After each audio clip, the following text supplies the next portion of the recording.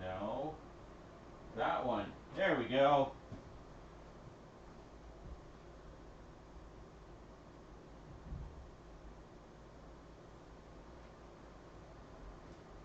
Oh crap, I can go this way. Hold on. Hang on.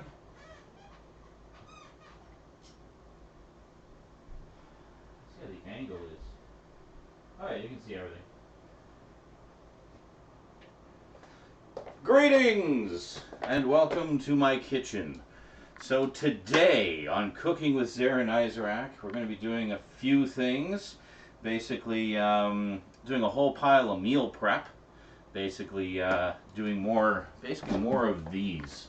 You see these stacks of pastas that I have here. Can you see them? Hold on. There we go. See all these? I made these the other day during Saturday Night Insanity. I actually made 10 of them. I've already eaten like 2. And there's a couple in the fridge. Nice thing about these though, of course, is they're just grab and go if you want a nice hot lunch to bring to work with you. Or if you're just feeling lazy at the end of the day, you can make them for dinner. Just heat and eat. Alright, so you may notice I also have another cam here for the stove. Hello, stove cam. This camera is going to be kind of the mobile one, so when I want to get a closer look at something else that's going on in the kitchen, we'll bring that one over and do that. Oh, I have a container full of chicken bones. I had some leftover fried chicken earlier today.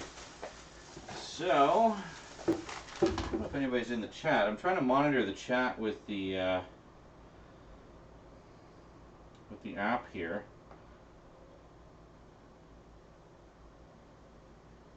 Okay. I said poop.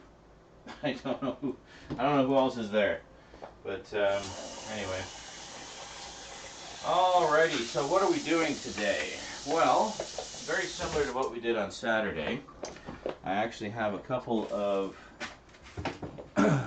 piles of meat here. Got another tube of lean ground beef, and I also have some lean ground beef from Walmart.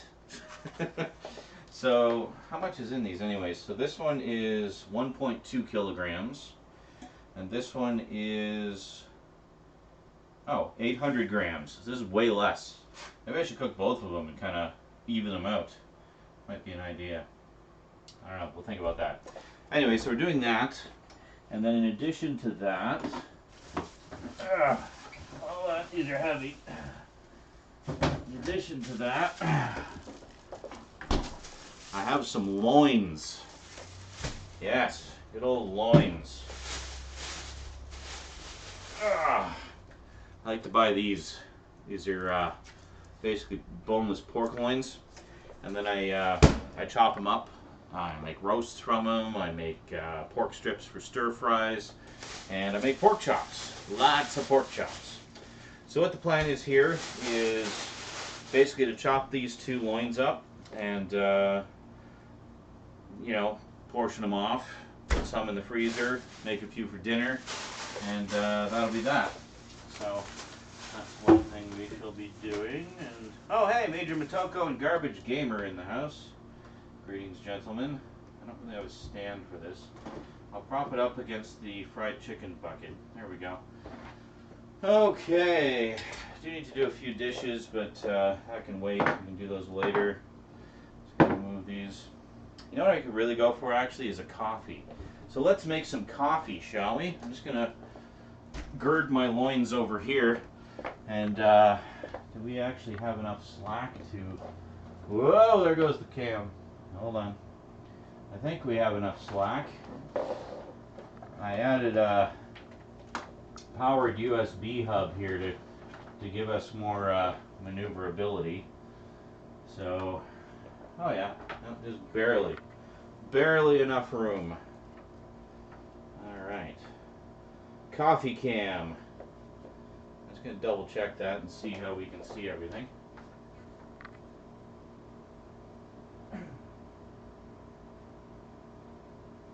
Oh yeah. Dramatic angle for the coffee can. Holy moly. Move this over just a little bit. All right. Now,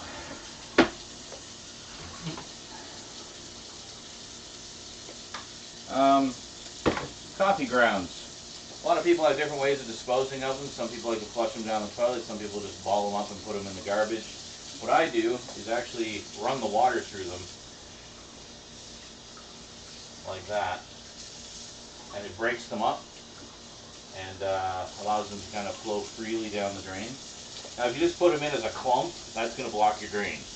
But if you let the water flow, and the water's going to be flowing for a little bit here, that just kind of helps them flow down. And I have heard tell that it acts as a natural abrasive for your drains, thus sparing you the expense of having to buy a bunch of Drano and then literally dump it all down the sink.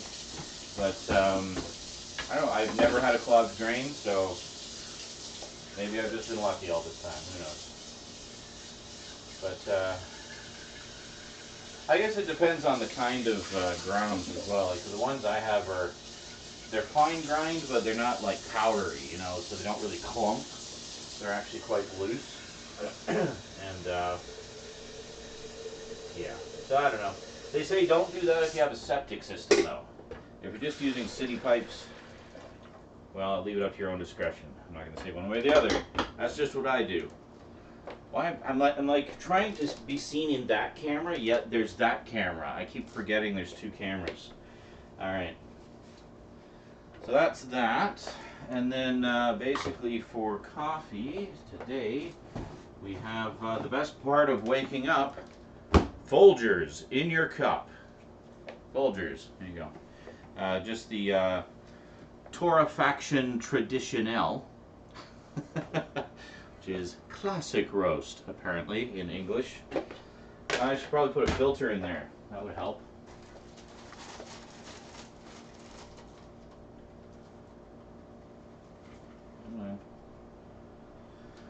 This is the fun part, trying to get that one single coffee filter.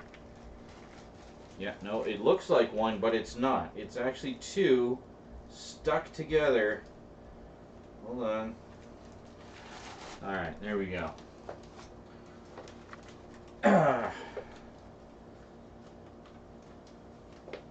Coffee. For those watching this at another time or another date, it is presently about 7:40 p.m. Actually, I should have the exact time on here. 7:46 p.m. apparently. All my clocks are wrong. I actually have them set ahead a little bit in the to use that psychological trick of set your clocks ahead and you won't be late.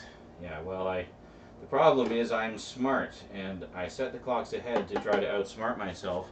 But then, being smart, I just have to do the math in my head so I can figure out what time it actually is. So I don't know why I don't just set the clocks to the actual time. It's like, it's been a thing that I've been trying to do to trick myself for years, and it never works. I don't know. Power. There you go. Black & Decker. This was a $20 coffee maker. I've had it for about 3 years now. It's great. I don't understand people who spend hundreds of dollars on coffee makers. Oh, but it whips the foam. Yeah, great. Who cares? You're not Starbucks. Does it wake you up in the morning? That's all I need, coffee and lots of sugar. All right. So, let's put this back over on the stove here. Well, not on the stove, but you know what I mean. Hold on a second. Just gotta rearrange some stuff here. There we go. Yeah, so I found remembered that I had a powered USB hub, and in using that instead of just the extension cord, I was able to get both of the cameras fully into the kitchen, so you can actually see a lot better now. Just gonna check the angle there.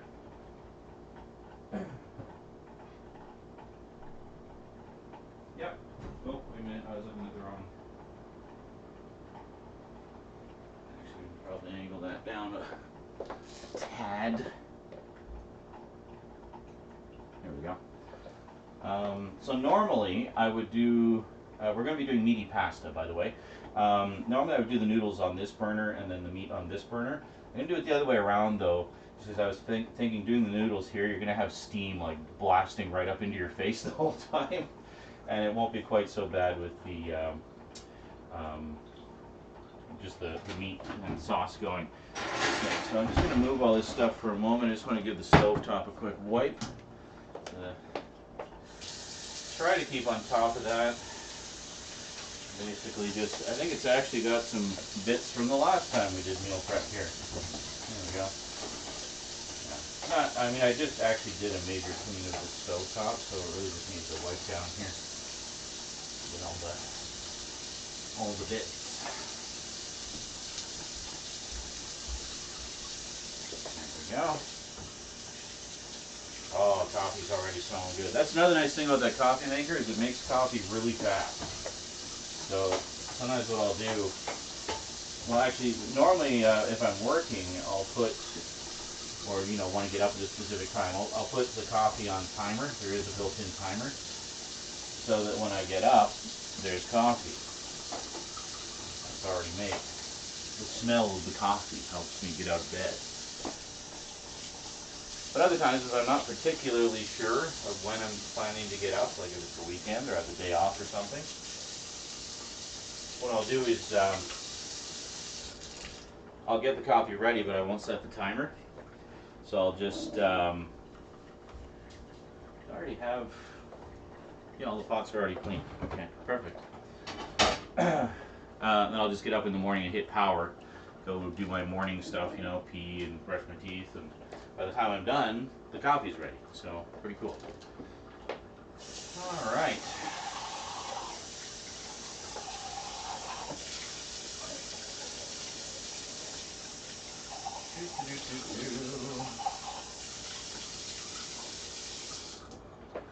Alright, that is going. Where to begin? Well, let's check up on the chat here. Steve 909090 says, not related to cooking, but what happened to the remainder of the Halloween reviews? That's a very good question, Steve. Thank you for asking. Major Motoko says coffee grounds are good if you have a garden. Stewie says my mom is a nurse and my dad is a truck driver and he uses a Keurig. Sean, what do you think of Keurigs? I've never actually used one. I've heard they're pretty cool though. Major Motoko says I use Keurigs at work, but at home I grind my own beans and make espresso. Nice. Oh, someone's trying to message me. Oh, no, it's not me. It's another person named Sean.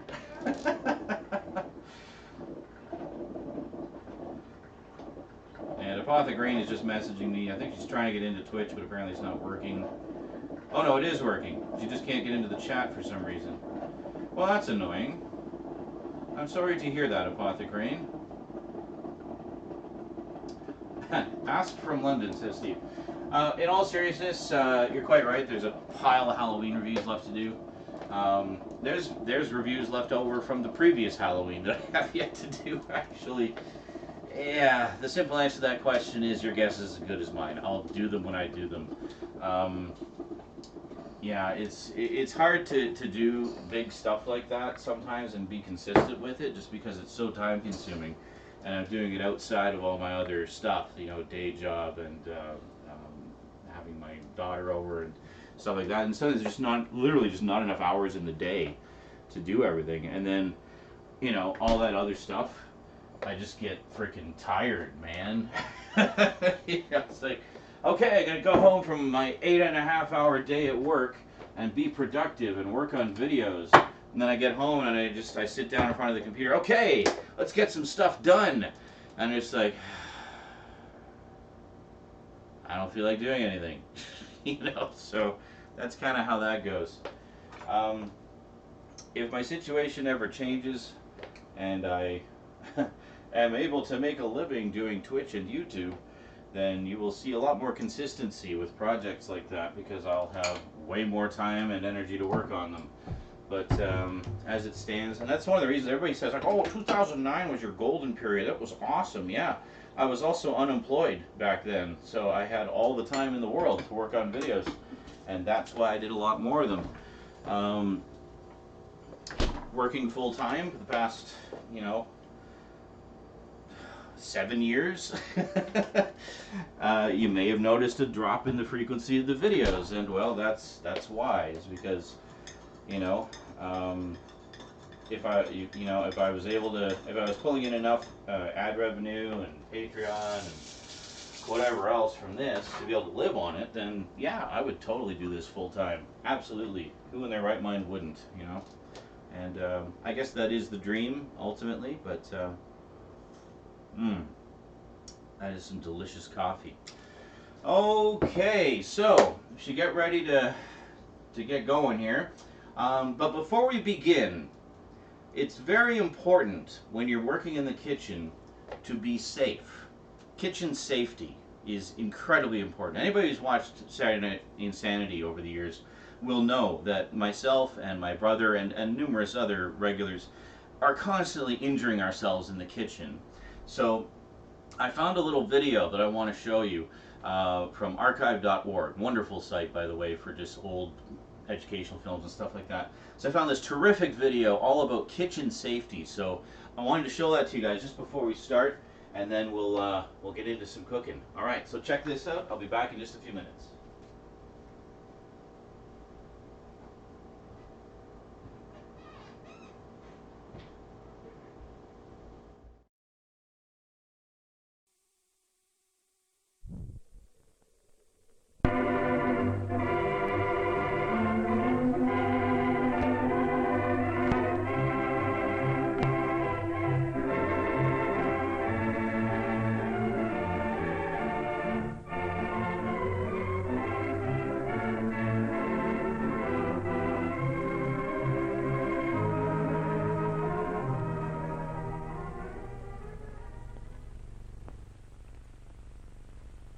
is the sad story of Eleanor Jones. Eleanor is spending a few days at the hospital. She really didn't intend to come to the hospital, but just a few days ago, something top of the kitchen cupboards. There was a stepladder in the basement, but Eleanor just didn't want to take the trouble.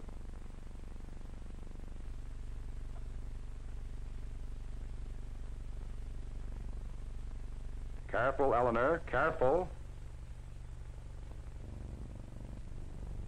So Eleanor has a chance for some extra reading. What are you reading, Eleanor? Yes, Eleanor has learned her lesson, but how about you? Do you know how to play safe in the kitchen? One of the first things to remember is to arrange your kitchen as conveniently and as efficiently as possible. In this way, you avoid those extra steps which cause fatigue and thus reduce the possibility of an accident.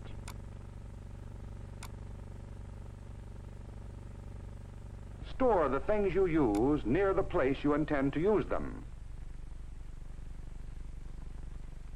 And by all means, store poisons, extra matches, and other dangerous items far above the reach of children.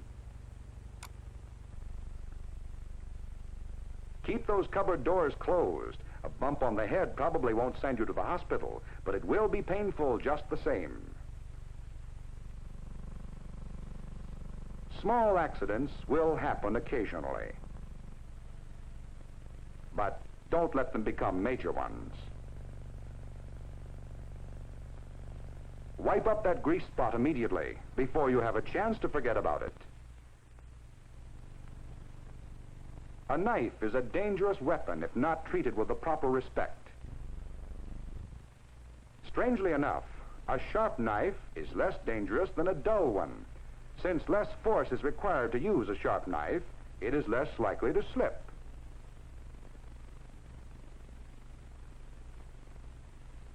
Whenever possible, use the knife so that the direction of force is away from the body. Then if the knife should slip, it'll do no great damage. And keep those fingers out. If possible, store knives in a knife rack. It is safer and more convenient, and also protects the edge from contact with other utensils. This is the wrong way to wash knives. They should be washed separately and one at a time. If you lose a knife in the dishwater, you're likely to find it the hard way. Sure to treat even small injuries immediately to avoid danger of infection.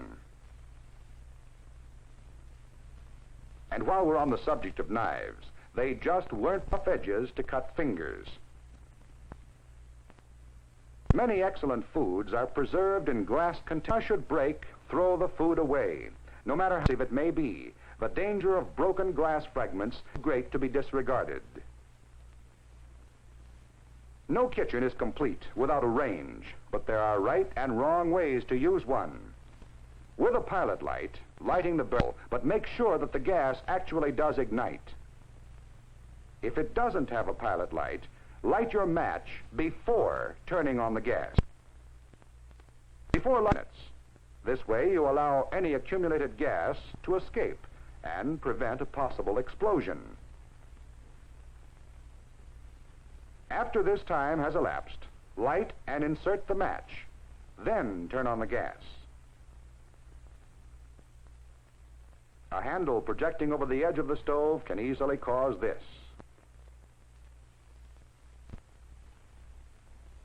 Keep the handles on your pots and pans tight and in good condition. A loose handle can cause many a spill. A screwdriver kept in the kitchen will be handy for keeping things in good repair.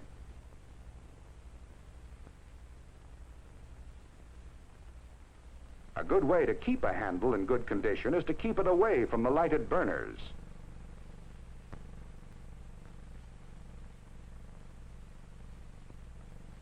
Use a dry pot holder that is large enough to protect your hand, yet not large enough to extend into the flame. A wet holder conducts heat very readily. When removing the lid from a pan likely to contain steam, tip the lid in such a way as to direct the steam away from your body.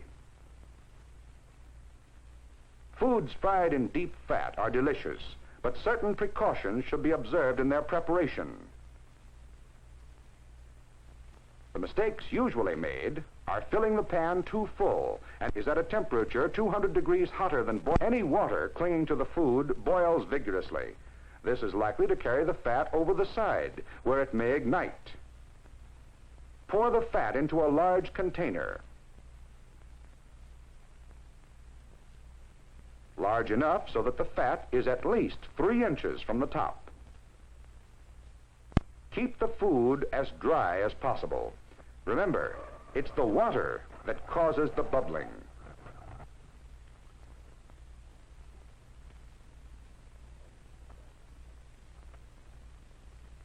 And just in case, keep a reliable fire extinguisher in the kitchen at all times.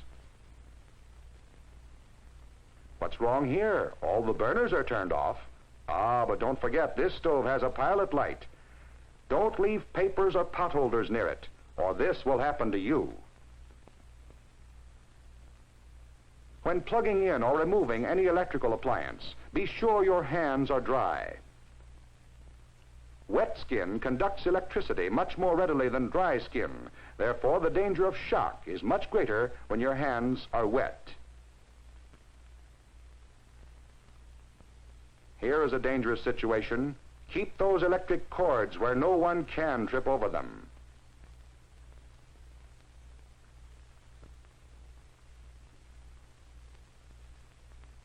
If you use any of the many kinds of special equipment designed for the kitchen, be sure to read the manufacturer's recommendations for safe operation and follow them closely.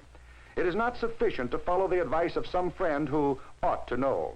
Consult your instruction book and get the correct information.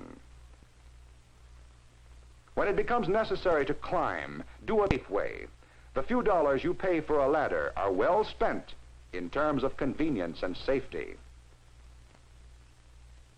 Remember Eleanor Jones? Eleanor will be released from the hospital in a few days, and when she gets out, she is determined to stay out. Eleanor had to go to the hospital to learn her lesson, but you don't have to. Remember, it pays to play safe in the kitchen.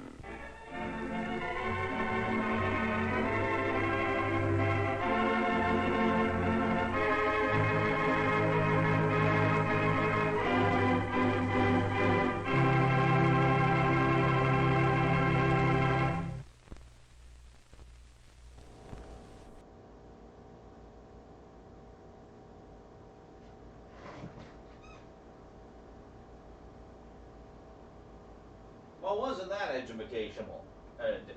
Educational?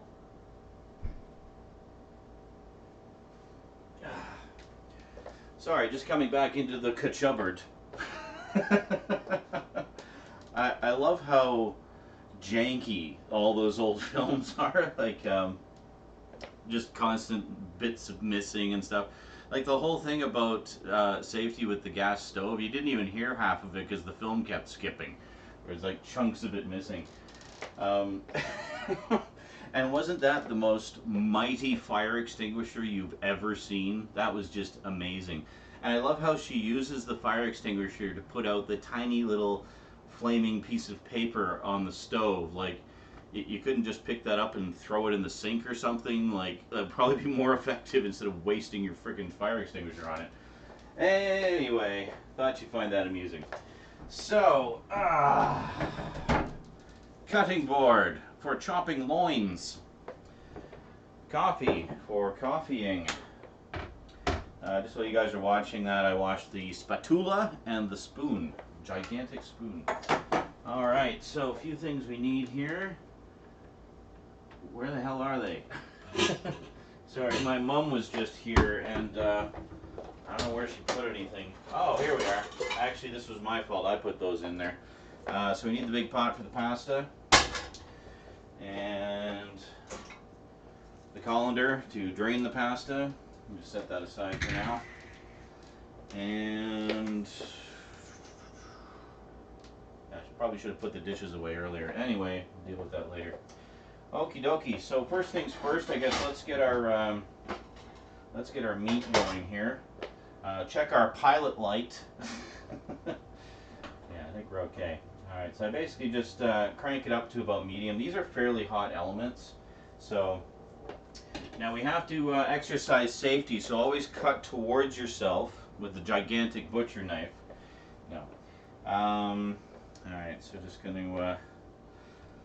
and then he cuts towards himself. No, look at this. See? I was paying attention. There. Ah! That could have been fatal. Alright. So now we have a nice...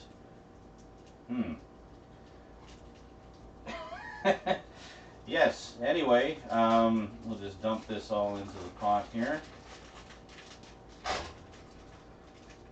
Pot. That's not a pot. That's a pan. Kitchen expert, yo. Alright. And... you know what? I think I just might cook up the second one as well. Just to have it done. With meat wrappers, I always rinse them off before chucking them in the garbage. Because sometimes I don't take out the garbage for a couple days. So, it prevents stinkage.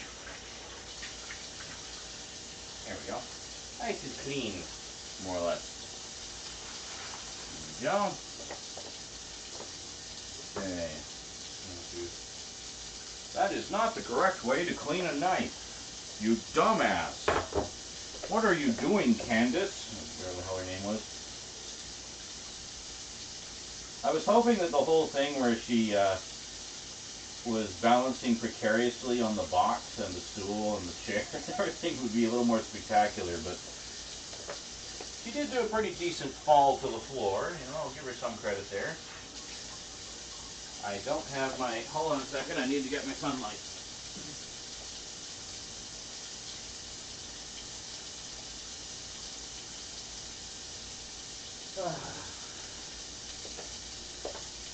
Sunlight, the grease fighter. Alright.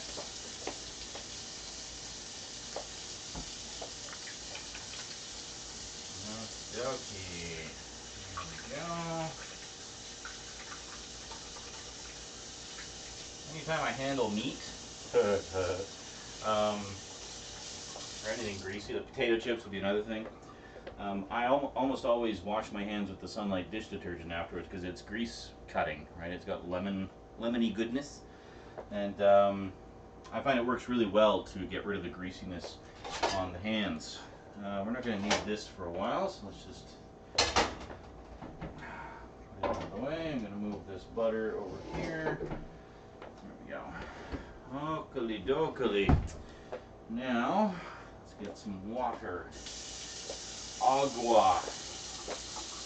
May actually do a double batch depending how many actual containers we have. I think I might have just enough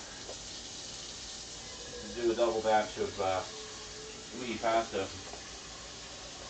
Some of it will probably have to go in the deep freeze. I don't think I'll have room in the freezer for all of it.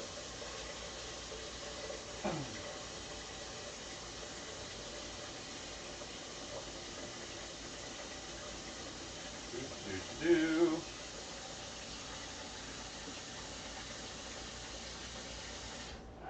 we go. About half an inch away from the nubs. The little nubbins. And olive oil to keep, A, for a little bit of flavor, but also mainly to keep the pasta from sticking together. Probably it helps with that. Some people like to use salt. I don't. I tend to be very minimal in how much salt I add to things, i.e. I don't add it very often. So, alright.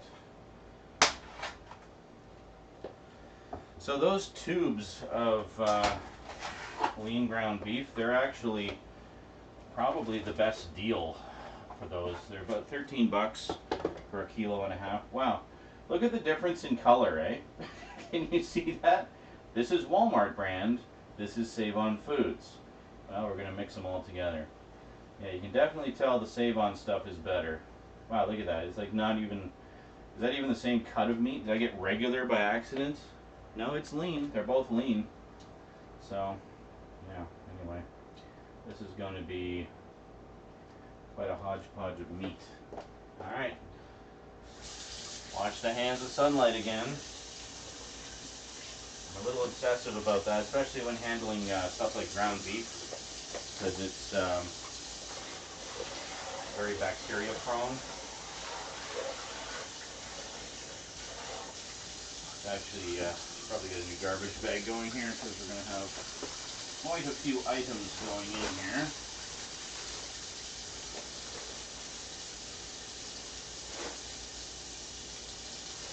Get that ready to go out.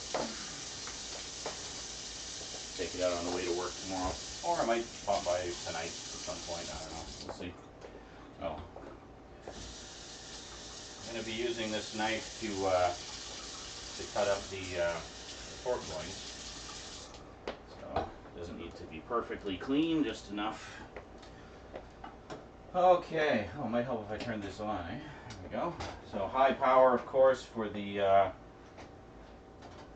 oh, God. This is an ocean of meat. This is crazy. But, I mean, that's the whole idea with meal prep, is you want to make a lot. You know, the more the better. However much you feel inclined to make. So we might actually, we're going to do all the sauce. We might actually need to do a double batch of, well, we will need to do a double batch of pasta. And, like that.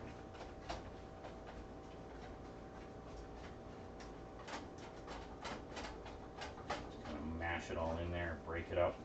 It'll break up more once it cooks more. There we go. Good enough. Okay, so that's going. Let us turn our attention to our loins. Let's see here. Now, I'm going to be chopping them up over here. So did you still want the stove cam, or did you want the loin cam? Let me know, because we only have one or the other. I'll keep an eye on the chat here, see what the vote is. Let's see here. Stewie's asking me, what do you think of the seasons 2 through 5 opening theme for a different world versus the season 1? Yeah, I couldn't even begin to tell you. I remember diddly squat about that show. I saw maybe 3 episodes when it originally aired. It just really wasn't one that I followed at all. Loin cam. Alright, everybody wants to see the loin cam. I had a feeling it's probably a little more interesting than watching ground beef simmering.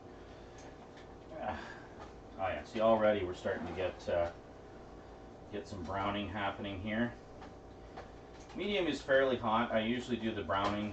I mean, some people put it up even higher than that. I tend not to, just because I don't want grease flying all over the frickin' place. And I'm not impatient. It's also a timing thing. I mean, I find that doing it on medium, the meat is ready around the right time. Like the meat is ready, and then I can put the sauce in, put all the extra stuff with the sauce, around the same time that the pasta finishes, generally. Alright, so, loin cam. Hi. Would you like to see my loins? Did I hear some audible cringing in the audience? Alright, let's see. Adjust that a little bit. Good. Are we loin-tastic? Let's take a look.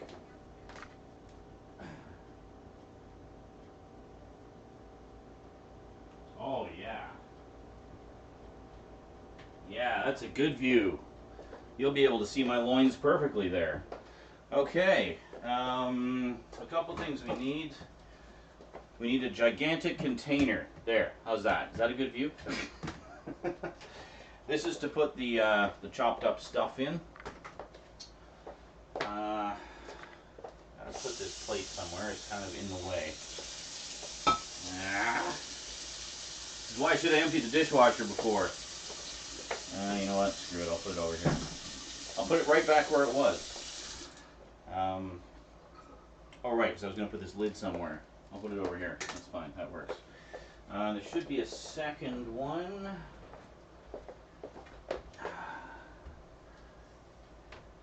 I know I have a second one. Where the heck is it? Giant Ziploc container. Where are you? Oh, those are little ones. Where the hell did it go? Am I using it for something?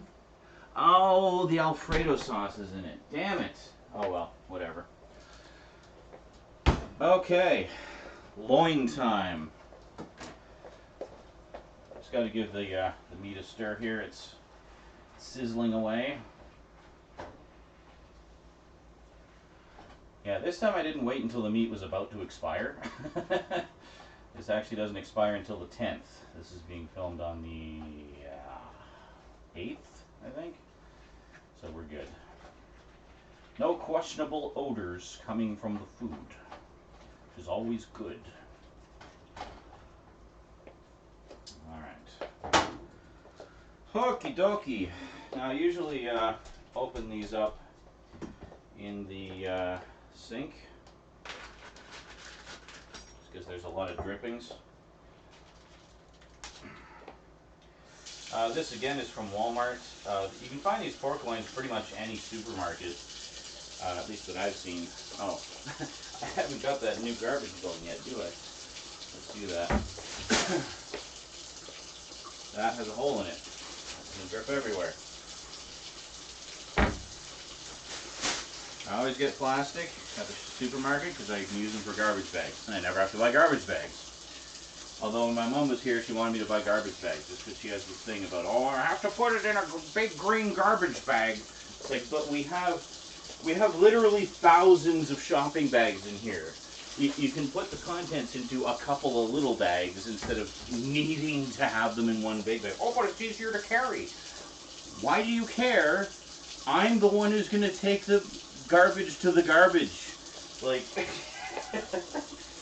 I am the only one that this will affect in any way whatsoever. So, alright. Oh, yeah, look at that. Let's give it a little rinse. It's a big freaking slab of meat. And yes, the juices get everywhere. We'll be wiping the counters down after. Alright.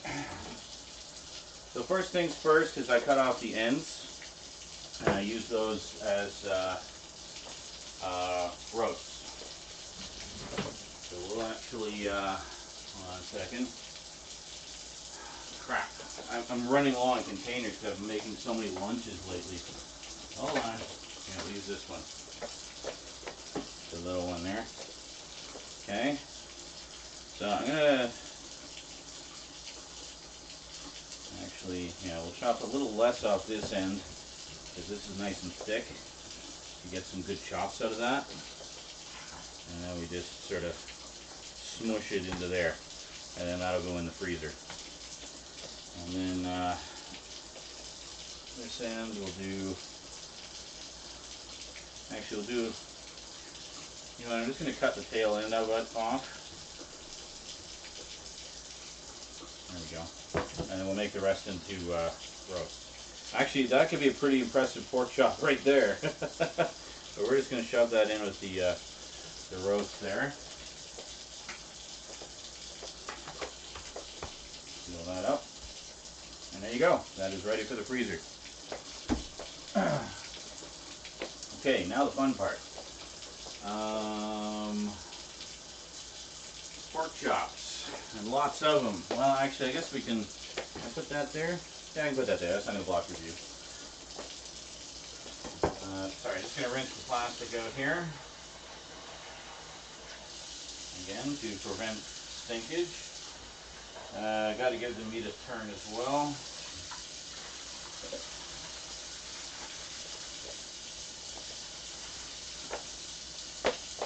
Sorry, I'll turn that off because that's probably really annoying.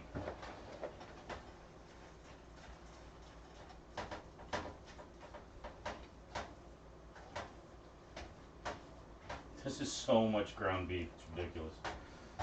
Ridiculous!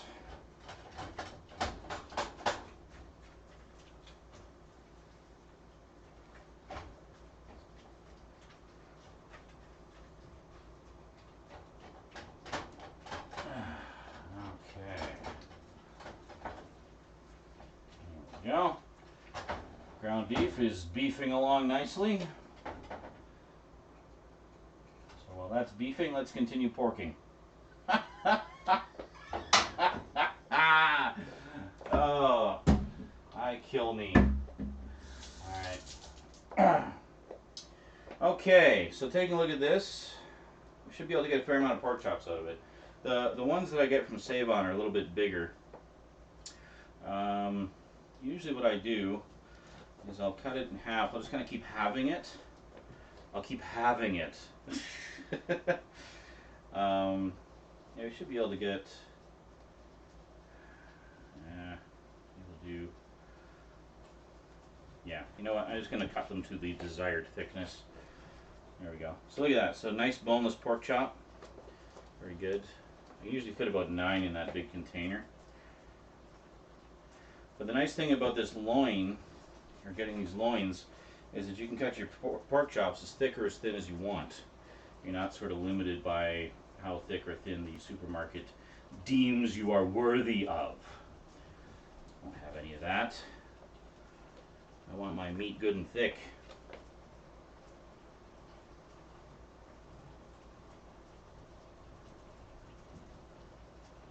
There we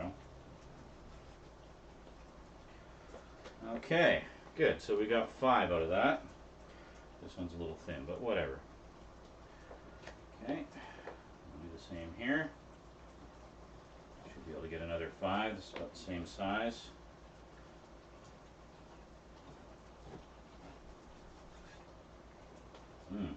See, these are good. I like these because you get lots of little bits of tender meat and the tougher meat and some fat for flavor. Fat is flavor. There you go. That's a pork chop right there. That is one impressive slab of meat. And take care not to stab your coffee maker while you're doing this. Yeah. One of the problems with the squishiness of the tender bits is they tend to go all over the place when you're trying to cut it. Ah, it's falling apart. Hold on. I did sharpen this knife recently. I didn't sharpen it enough. That is perfectly cut pork chop, ladies and gentlemen. Look at that. That is a work of art. Yeah. I like the tender bits, but they do not cut particularly well when you're cutting the way I'm cutting. So, yeah. So what I tend to do is when I put them away is I'll put the similar thickness ones. You know what, we're going to set this aside and use this as strips or something. Because that is just not going to work as a pork chop. Okay, so 1 loin down, 1 to go. For the most part, I'm putting them in that container temporarily. They're going to be portioned off into Ziploc freezer bags when I'm done here. I'm just kind of putting them there to have them somewhere while I'm cutting up the rest of it.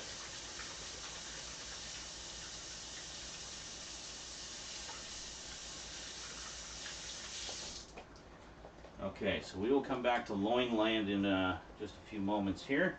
In the meantime, let's head back over to the stove.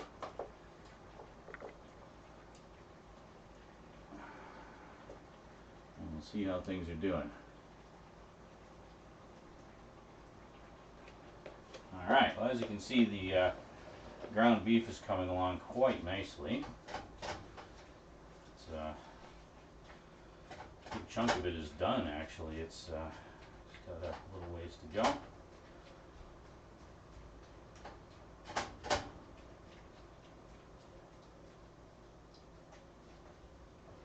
Oops. Water's almost boiled. Yeah, so this batch will take a little longer to do because, of course, we're basically doing a double batch. But that's okay. I don't mind. So I did try a couple of the lunches I made the other day, and oh boy were they good. Really hearty, stick to your ribs good winter eating. That's one thing I love about these meaty pasta meals is they make for a really hearty lunch in the cold weather. You know, it doesn't get terribly cold here. You know, I say that just sort of generally for those who experience winter in some form. And besides, you acclimatize to wherever you're living, right? So, I mean, I used to live regularly in temperatures of 40 below. That's 40 Celsius, by the way. 40 below Fahrenheit would be ridiculous.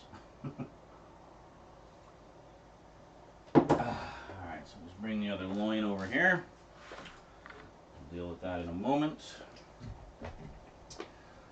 Now, okay, so for the first batch, we're going to go with Classico roasted portobello mushroom pasta sauce. It's very good. Love the Classico stuff. I always get it whenever it's on sale. This time it was on sale for $2 a jar, which is crazy cheap. These are usually like $4 a jar. So, or $3.50, $4 a jar. So it's quite nice to see it discounted so much. There was a limit of 2, so I bought 2. Always buy to the limit, man. Take it to the limit! Alright, let's see how our chat's doing here.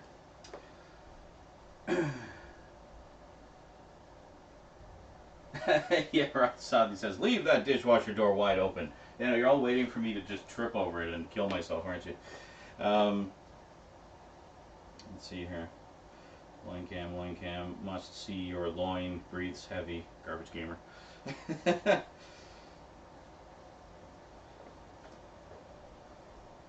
Steve, not link deleted. Watching some guy cook at link deleted. Damn you, link deleted.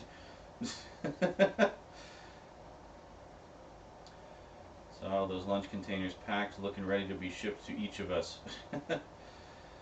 Shagaroth87, how's your evening going, bro? It is going well. Doing some cooking. Making some food. Yeah, Major Motoko says what Z needs is the world's sharpest knife. Yes, that would make a big difference. I'm still undecided as to whether I'm going to portion these off into strips or just keep it as a roast. We'll decide as we go. Because I actually do have, I love this stuff. I always get these when they're on sale too. A gigantic thing of frozen stir-fry vegetables. So that's what I'm planning to use the pork strips for. More meal prep. We'll do that another day. I'm not going to get a stir-fry going as well as all of this stuff. That would just be madness. Madness, I say. And besides, it doesn't say stir-fry in the title. And that would be misleading to people, especially if they're big stir-fry aficionados and want to see the stir-fry episode. So, yeah. Alright, this is coming along very nicely. I think we're just about done with the ground beef. So I'm going to portion this into half. And then,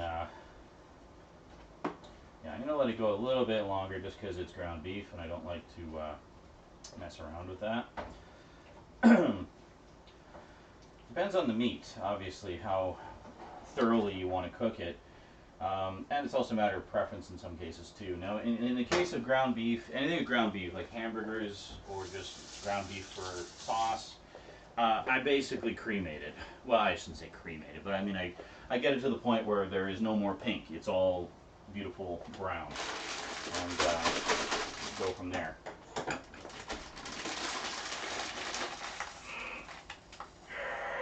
God, not risking it. I do not want to have a pasta explosion. There we go. When in doubt, scissors. There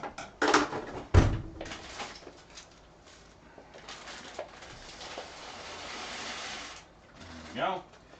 So again, penne regate. I like this because the tubes, it's the little tubes with the ridges on them. But I really like this as a lunch pasta because it packs up really nice in the containers.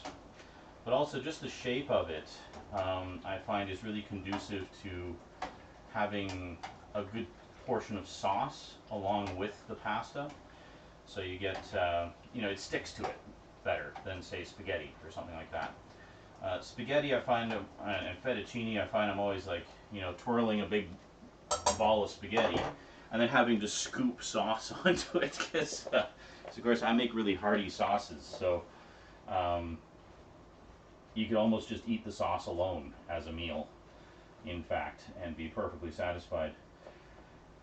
Similarly, when I've done stir fries, often I'll do some white rice along with the stir fry, and then just kind of put the stir fry stuff on top of a bit of rice, and that's quite good. Or just mix it all in together into just a big pot of slop, which is also really good.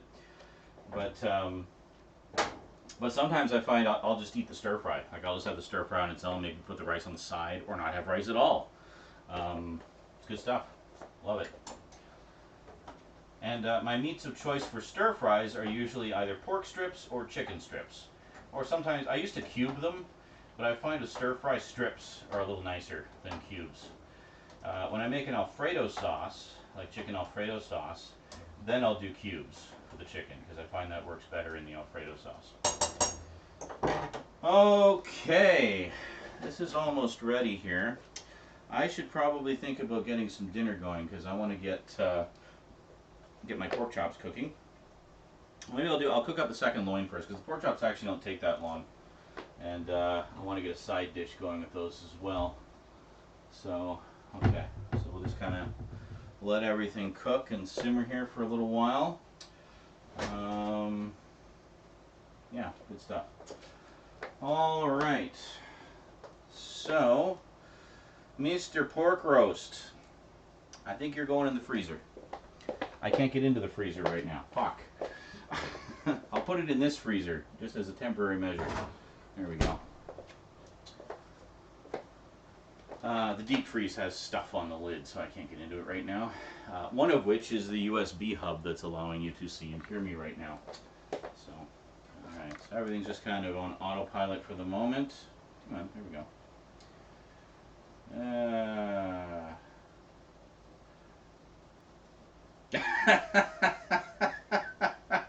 Skinslip says, cannot wait until the camera falls into the pot of meat.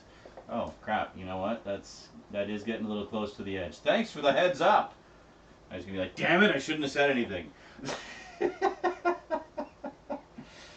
Roth says, then we will be the one being cooked. Be one epic mess with hot meat going everywhere. The placement of the song. Oh, hey, thanks for the follow, whoever it was. So I can't see any of that here. I can only see the chat. Don't you use the word fridge? Yes. Yes, I do. But that's not what I was referring to. Shall I show you? See, I have the fridge, which is this. See? But then I also have this, which is a deep freeze, like a cube freezer, you know. And I use that for storing extra meals and stuff. I've actually got a couple of frozen turkeys in there right now. I got some leftover pizza. I think I got a loaf of bread in there. I completely messed up the angle now, didn't I? Let's angle it up a little bit. Okay, there we go. Okie dokie. Give this another stir here. Now, as I mentioned last time I did this, when I make the pasta, or pasta if you prefer, I do it a little bit al dente, so leave it just slightly undercooked, because it's going to have the sauce in it, or like on top of it, in the containers that go into the freezer. So as it thaws and as it warms up, you know, the moisture from the sauce will essentially finish cooking the pasta. So I leave it a little bit al dente, because otherwise I find if I cook it all the way through, like I would normally if I was just going to be, you know, cooking it to eat right away, it ends up getting overcooked by the time you reheat it, and it's all like mushy and gross. Yeah, I made a batch of about 12 lunches that way once. By the end of it, I was just like, God, great, I have another mushy pasta lunch to bring with me. Joy. I was not loving the pasta mush. So ever since then, I've tried to be a little more, you know, pay attention a little bit more when I'm making the noodles here.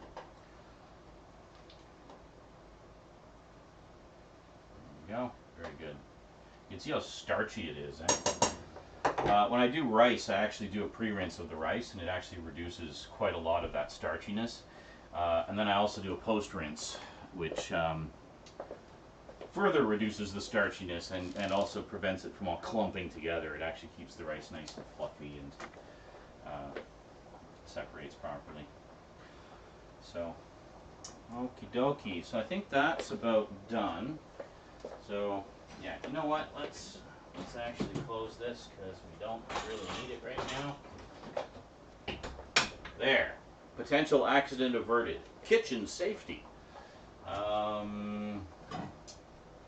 Okay, so for the meat, I'm going to put it in this lovely Shostoyevsky crystal bowl. Yeah, Vanna White I ain't. But first things first, we're going to drain off the grease. Now, a bunch of people gave me flack last time about dumping the grease down the sink, and you know what? You're absolutely right. I shouldn't do that. So we're going to put it in a bowl. So I put the big holes over the spout there.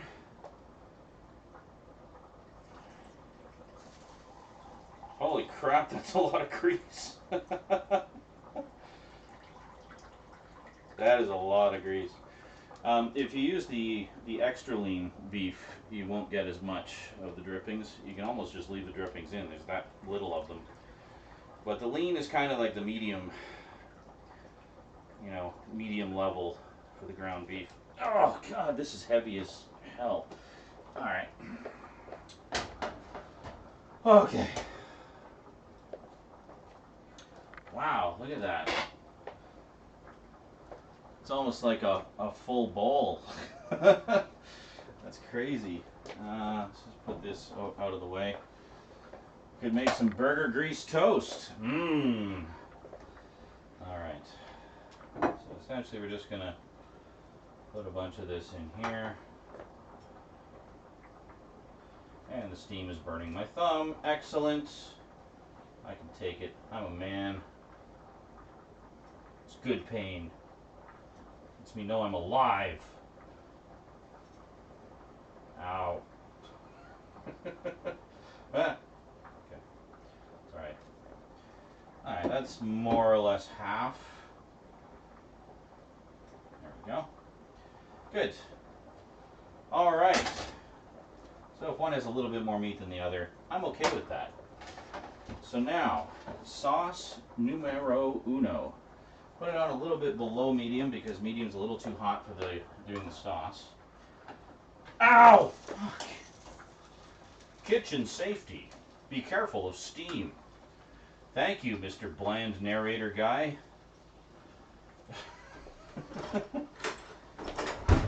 Actually, you know what? I'm going to conserve utensils. I'm going to use the fork that I'm actually going to use to eat with later. Alright, let's give this a little firmness test here. That is perfect. Off the burner you go. I don't have the colander ready. Alright. Here we go. Always dump hot steaming things towards you to get them out of the...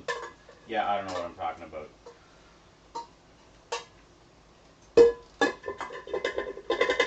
Really? There's bits stuck on there? Let's get the bits in there. Fine. Okie dokie. Now I've got to give this a quick rinse because we've got to do a second batch of pasta. Pasta. Cool it down with some cold water.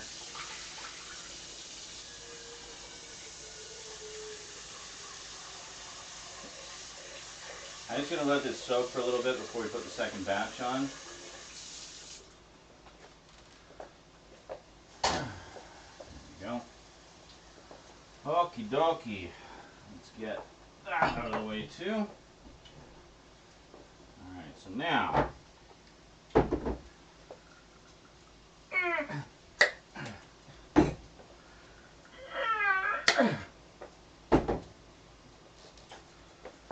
I should have drained that first. Oh well. Cooking too many things at once.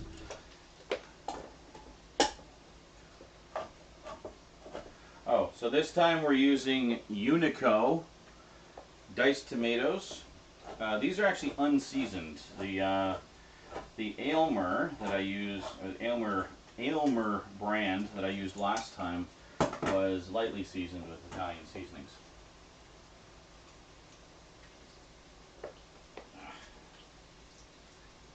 Yeah, the base could drain. I don't care if I get like tomato drippings all over myself. I'll just rinse them off after.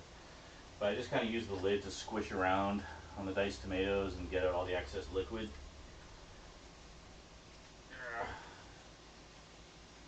There we go. That should be good. And like magic, the hand is clean. Take care not to slice your hand on the lid. They tend to be a little sharp. Alright.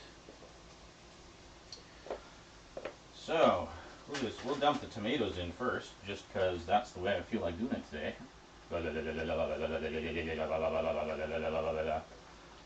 Good. Like shaking a paint can. But I gotta say, I really like having the Twitch app on the phone here. Thank you to those of you who suggested I do that. I think it was Skinslip and Garbage Gamer and Stoutman. Thank you guys. Probably mostly Skinslip because he does this kind of thing more often than I do. So he's a little more in tune with the tech. Not to say everybody else isn't. The Garbage Gamer is more about, you know, game stuff. And Stoutman's more about writing things about Ninja Turtles. So, yeah. So if I ever need to know about SEO, I'll go to Stoutman. If I ever want to know how to set up the ultimate game emulator machine, I'll go to Garbage Gamer. There we go. Oh, this is good. Look at the I don't know what you can see on camera there, but just the color of the Classico pasta sauce is so much richer, and the texture as well. There's always a lot more substance to them, I find, than the cheaper brands. And that's why I get them. They also have quite a variety of flavors. Like, they probably have about 2 or 3 dozen different flavors you can choose from. Different combinations of vegetables. Some have meat in them. Most of them, I mean, have you know, just a wide variety of vegetables, big chunks of tomato and stuff like that. But even with that, I like to throw in a can of diced tomatoes anyway, just to give it a little bit more substance. Now, as I've said before, this alone would be a fantastic sauce. And you could quite happily just have it like this, with all the tomatoes in there and the 2 cans of Classico. I mean, that is a good, rich, hearty sauce. But I like to add a little extra to it. I used to go with mixed vegetables, but I found that they were more corn than anything else. So instead, I go with this. Which is peas and carrots. Because that's the good stuff that's in the mixed vegetables. Actually, I shouldn't say that. There's other good stuff in the mixed vegetables, like green beans and some other kind of bean, I can't remember. But good stuff. But anyway, peas are great, carrots are great. And check this out. And give it some color. I guess that's one nice thing about the full mixed vegetables. It does give it a little bit more color. But inevitably, you eat that corn, and it comes out in the original form in which you ate it the next day. Whereas everything else, well, doesn't. Yeah, so as you can see, I lost me pea. I earned that pea. Bonus points if you know what I'm referring to there. I won't tell you. but I will confirm if you are correct. There we go. Mix it all in. I think last time I used a wooden spoon for this. I may do that again, actually, because this is getting precariously close to the edge. Okay, there we go. Alright, so we can basically just leave the sauce to simmer for a little while. I'm not going to start the second batch of pasta until I start the second batch of sauce. And I'm just going to go from there. First things first, just going to rinse out the jars. You can totally use these jars too, by the way. Classico, I'll show you in a sec here.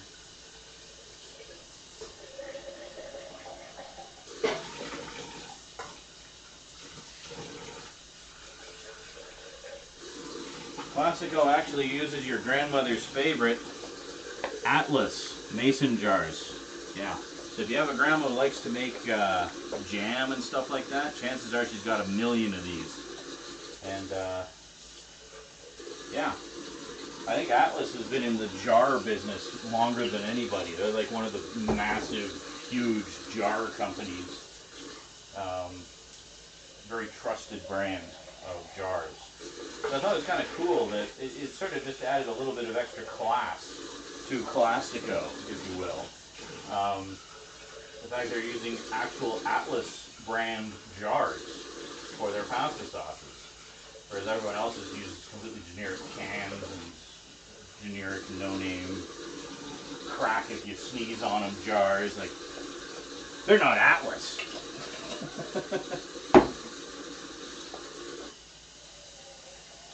Now, I remember my Nana used to make a lot of jam. My Nana and Grandpa, who you will have seen if you watched the 1981 Christmas video that I put up this year, the retro one. They had a garden in their backyard, which was all fruit. So they had raspberries, strawberries, peaches, apples, all kinds of different fruits back there. So whenever I would come to visit in the summer, I would A, help them tend the garden, and B, enjoy piles of fresh fruit. But as is often the case with gardens like that, they produced more fruit than they could eat. So my Nana tended to make just tons of jam out of the remainder. And the best apple pie I have ever tasted in my entire life. Oh, to die for. Just amazing apple pie. It's kind of like an American stereotype, isn't it? Mom's apple pie. Yeah. Right up there with baseball and porno. American tradition. Yeah, I guess we're not using the wooden spoon. Whatever. It's all good. Okay. Well, I can probably actually start portioning this. Because I'm not actually having this for dinner, I don't really have to worry too much about getting the sauce all heated up, because it's just going to go straight into the freezer anyway. So, what we are going to do, just move things over a little bit. Give the pasta a quick stir here, because as it dries, it starts to stick together, even with the glorious olive oil. Kind of break it up a bit.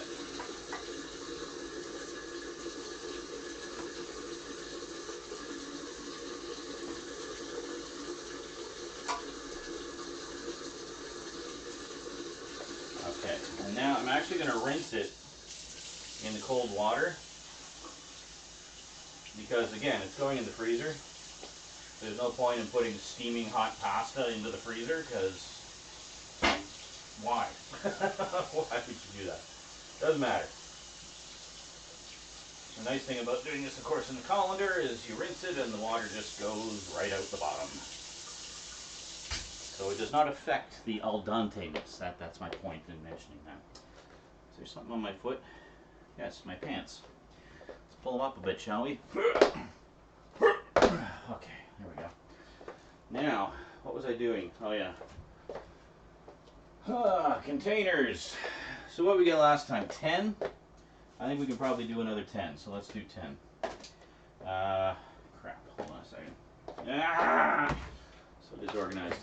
Just got to give the counter a quick dry here. It's got some drippings.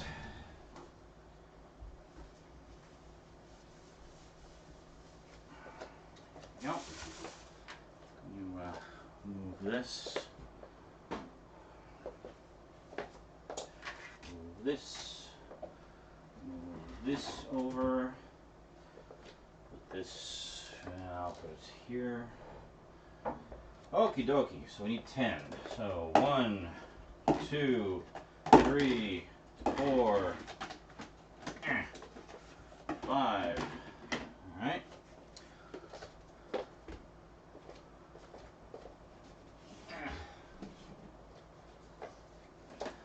6, 7, 8, 9, 10. Alright. Now, so these are dollar store Betty Crocker containers, more or less dishwasher safe, and quite good. So generally what I do is I'll fill the pasta up to the line there, and then put a couple scoops of sauce on top, and that seems to portion it out pretty evenly. So it's usually about 3 scoops of pasta. Try and get it up to the line there. Yeah, that's pretty much bang on. Just a couple more maybe. Do do do do do. Do do do.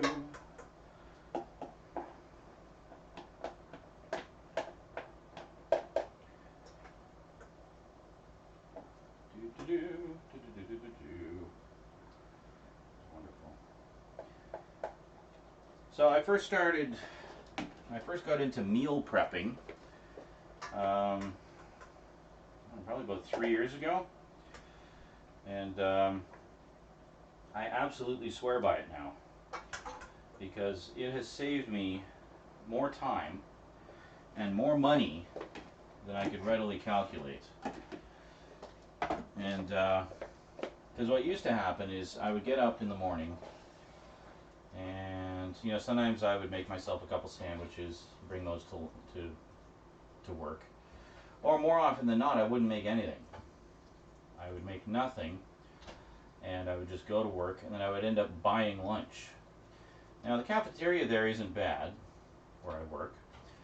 They got a variety of deli sandwiches, and they have some hot meals, like different hot meals every day, and soups. Their soups are really good, and stuff like that. But it's not cheap. I mean, just a ham and cheese croissant is like $2.75. That's one of the cheap things. You get a sandwich, let's say just a regular basic sub sandwich or something, you're looking at $5 or $6. Whoa. And so and one sandwich is not enough to fill you up. So inevitably what I'd end up doing is I would either buy a ham and cheese croissant. See, I had this down to a science too, like how to blow all my money in the cafeteria, the scientific method. I would get like a ham and cheese croissant and a sandwich, or I would get 2 sandwiches. Or if I was really hungry, I would get a ham and cheese croissant and 2 sandwiches. And maybe I might have taken the cab to work that day as well instead of walking or taking the bus. So I mean I could be spending upwards of $25 a day between food and cab rides and shit like that. So I started walking to work more often. Just save the money. Walking costs nothing other than energy and expenditure of fat. So I am cool with that. That is okay. Why does this not seem to be making as much pasta? I'm already down to the last of it. What happened? Where'd my 10 go? Maybe I was too generous with the portions. Alright, hold on. Maybe we need to redistribute slightly here. Yeah, take a little bit out of there. Take a little bit out of there. Let's take a little bit out of each one. And then, no, Actually, we can't. That doesn't have. This one has way too much in it. There we go. And then there. There. Just a little bit more, I think. There we go. I want my 10, damn it. I'm gonna get my 10 one way or the other. Because that's a day. That is one day right there. Okay, this one. Yeah, the first few actually have a little too much in them. So there we go. I think we're good. Okay, so now sauce. Look at that. Look how well that holds together. That is a thick frickin' sauce. I can even shake it. And hardly anything falls off, you know? It's amazing. That is how I like my sauce. Thick and hearty. Just the way Mama used to make. There we go. Let's give it a little shake to level it off.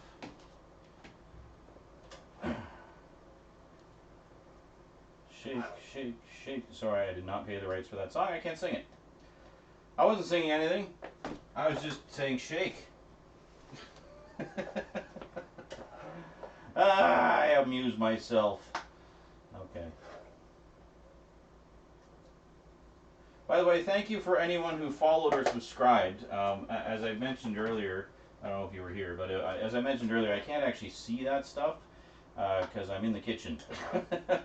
And the screen where I would normally be monitoring is on my computer. So here in the kitchen, all I have is the basically the Twitch app on my phone open to chat only, so I can only see the chat, sort of pouring all of my internet into the stream itself. I guess I could watch the video, but then I don't know how to turn the sound off. I was trying to do that earlier, and it was playing the really annoying theme music that I chose for the beginning, and I couldn't turn it off. But then I went into the settings and I found a chat only option, so I was like, okay, we'll go with that. That's really the only reason I wanted anyway. Yeah, see, I was all concerned about there not being enough pasta, but look how full those are. Like, I think we're okay. I think we'll be just fine here, folks. Oh yeah, a little bit more there. Actually, no, save a potato piece, no, a tomato piece. Some more meat in there. There we go. All right. Now,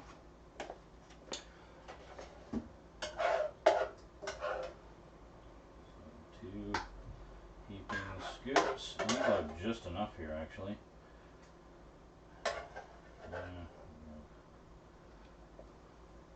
Okay, that actually is a little bit less, but that's okay. I'll have a lighter lunch that day.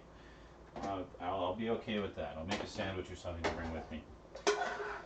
So, yeah. So I guess if you're wondering about the sort of cost difference.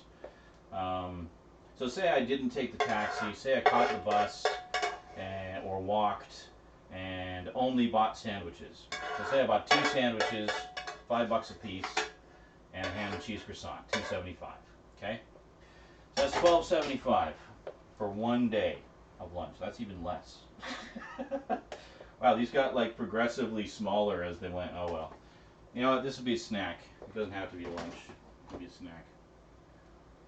A light lunch for when I'm here, or something for Rosie. Actually, Rosie enjoys these. She loves my meaty pasta. Okay, good. Oh, right. Final step. Fresh ground pepper. Oh yeah.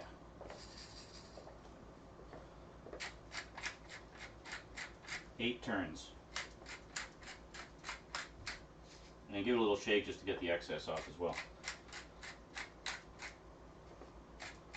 God, I'm going to be doing 10 more of these. That means I'll be doing 80 more turns of this pepper mill before the night is over.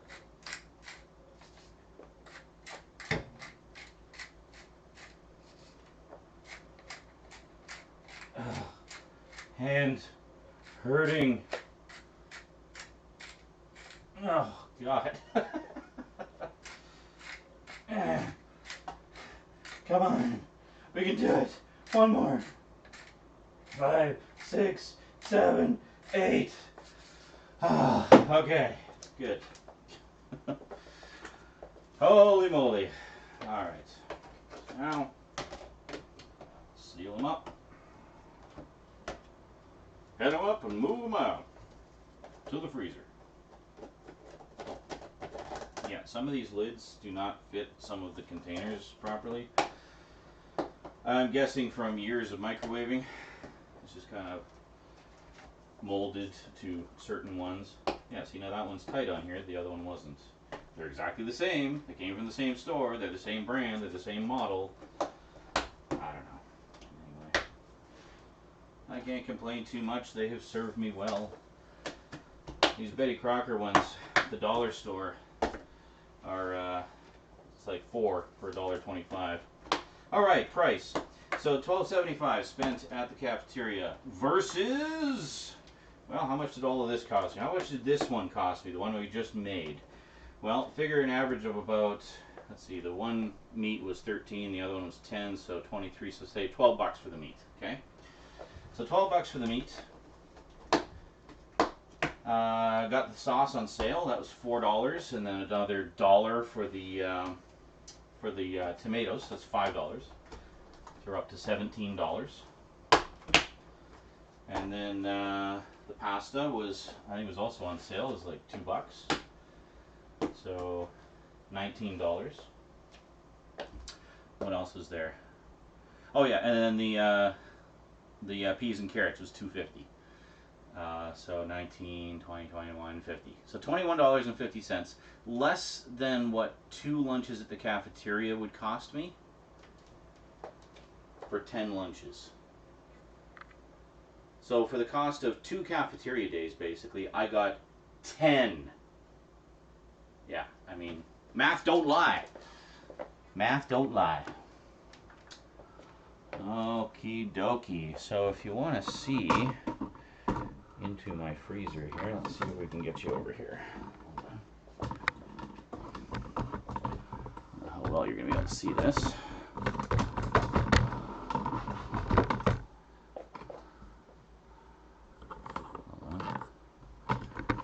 Bring you down. Sorry for all the racket. There we go.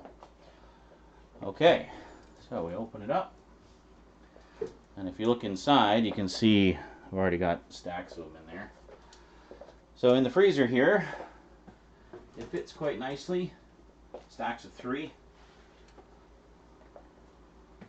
Stack of 3. Stack of 3. Look at that. And we're only half done. And our roast from earlier. So I'm just going to put this last one in here. Oh, great. Hold on. This isn't going to fit now. Oh no, it did. Just took a little gentle persuasion. Sorry, excuse me. Pardon me. Alright, there you go. And that is the freezer of the fridge. Freezer of the fridge, freezer of the fridge, freezer of the fridge. Freezer of the fridge. Yeah, I don't know. Was that cringy? I hope that was good and cringy. There. Okay. Next on the agenda, another batch of all of what we just did. I'm not even going to bother cleaning the pan because it's just going to get messed up again. I'm going to give the pot a quick wipe, give the lid a quick wipe, give the colander a little rinse.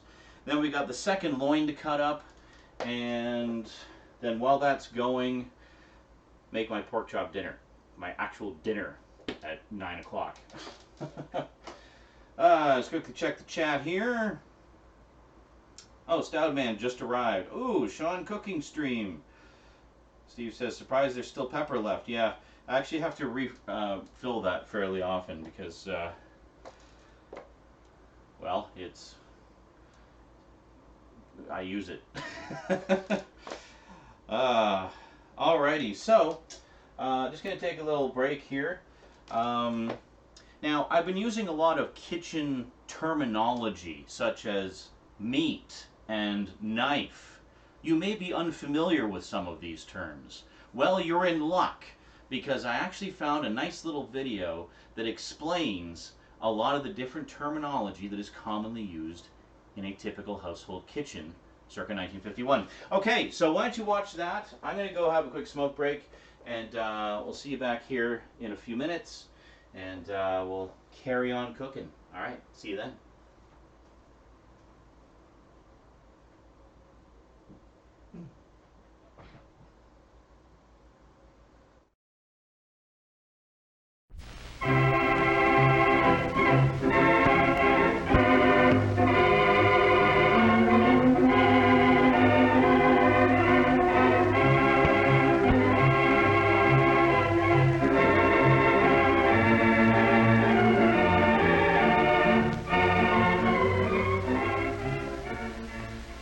Yes, sir, wedding bells finally rang in the life of Margie Blake. Back from their honeymoon, she and Tim are headed for a life of wedded bliss, they think. Yes, the honeymoon is over for Tim, now that he starts back to work. And it's over for Margie, too, as she enters her bright new kitchen to cook her first meal. Can she prepare those favorite dishes of Tim's, just like his mother used to make?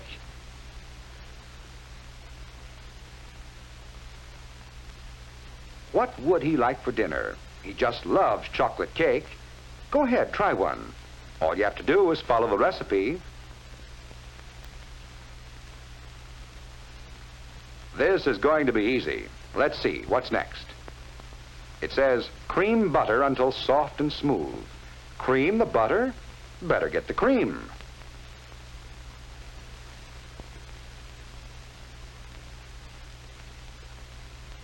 That's right, pour it in. The recipe says cream the butter, so put in lots of cream. Just look at that silky smooth texture of that batter. Will Tim be surprised?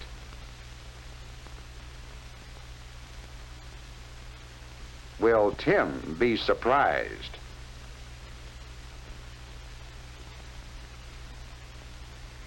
No, Margie, your cake didn't turn out so well because you misunderstood a term in your cookbook. You'll find that your cookbook contains many terms which pertain to cooking alone. It is necessary for you to know what these terms mean before you can interpret recipes properly. To cream butter merely means to work it with an instrument until it becomes soft and smooth. There are many other terms you should know. For example, you must stir the ingredients in your chocolate cake. To stir is to mix food materials with a circular motion to secure a uniform consistency.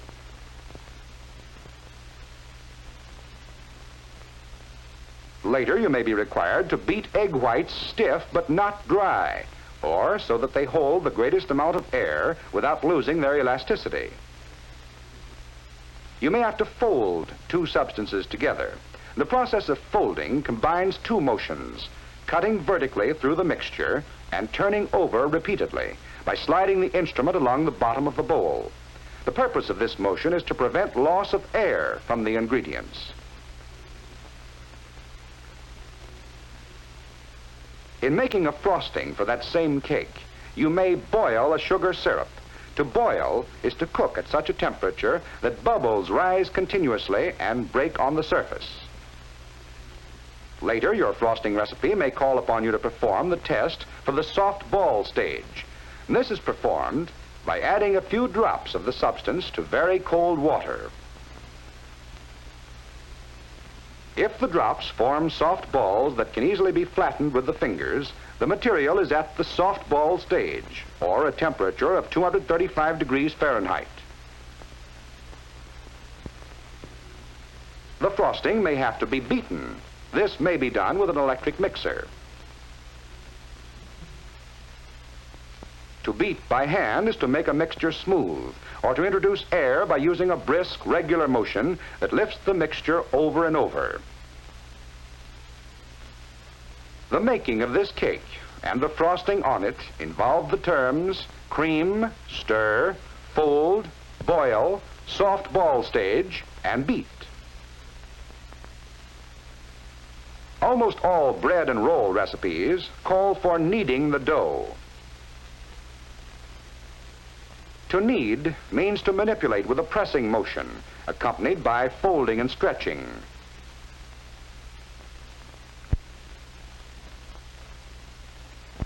In cooking meats, other terms are used. Less tender cuts of meat may best be cooked by stewing. When applied to meats, this means to add a small amount of water and simmer until tender. To simmer is to cook in water just below the boiling point, or at a temperature of approximately 185 to 195 degrees Fahrenheit.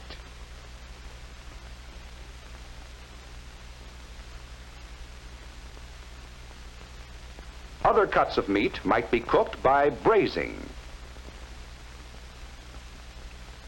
First, the meat must be dredged. To dredge simply means to coat with flour, cornmeal, or other fine substance. Your recipe will usually tell you what should be used.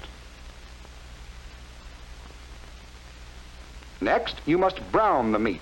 This is done by cooking in a small amount of fat until brown. Be sure to brown the meat on both sides. The third step in braising is to add water and cook by simmering. So you see that the term braise includes three other terms: dredge, brown, and simmer. Of course, braising is only one of the many, many ways in which we can cook meats. One of the most popular is roasting. The terms roast and bake mean the same thing: to cook by dry heat. But before you actually start to roast the meat, you may sear it. This is done by the short application of intense heat.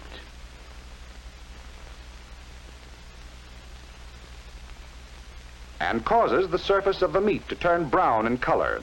It is done to improve the flavor and appearance, but does cause greater loss of juice.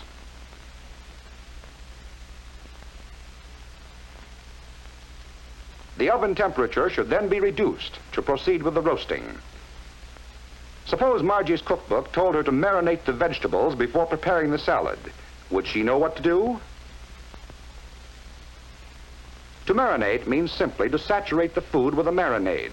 A marinade is an oil-acid mixture, which is usually a kind of salad dressing. The mixture is usually allowed to stand in the refrigerator for some time. Sometime during your career as a cook, you'll decide to serve scalloped cauliflower. This involves even more terms. A white sauce should be made first, and the first step is to scald the milk, or to heat it to a temperature just below the boiling point. While the milk is heating, add flour to melted fat in amounts called for by your recipe. Stir rapidly to prevent the formation of lumps. Scalding is complete when a scum forms on the surface of the milk. Add the milk slowly, again stirring constantly to avoid lumps. Notice the scum, which indicates the milk has been scalded.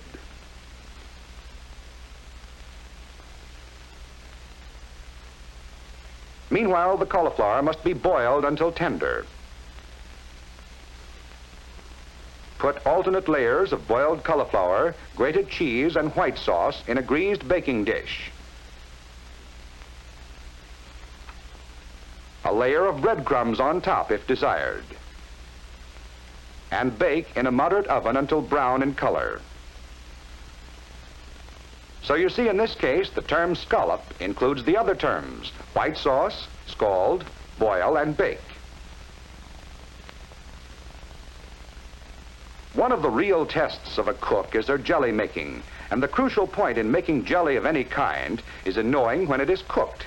A jelly test indicating a temperature of 220 degrees Fahrenheit is frequently used. One of the satisfactory jelly tests is the sheep from a spoon test. This is performed by allowing a small amount of the juice to drop off a spoon. When the last two drops run together and sheet from the spoon, the jellying stage is reached.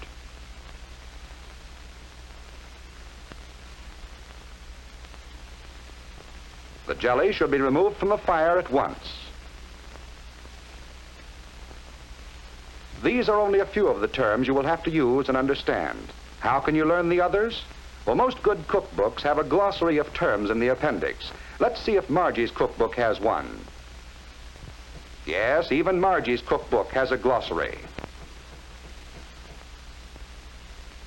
Cream. To soften a fat with a spoon or bigger, you also to combine the softened fat with sugar. If she had only looked at this before she baked that cake. But wait a minute. There's still time to bake another cake before Tim comes home to lunch. It'll be right this time, and he'll never know the difference.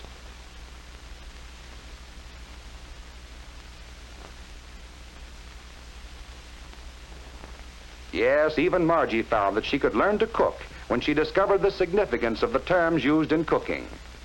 And Tim will never know she ruined her first cake.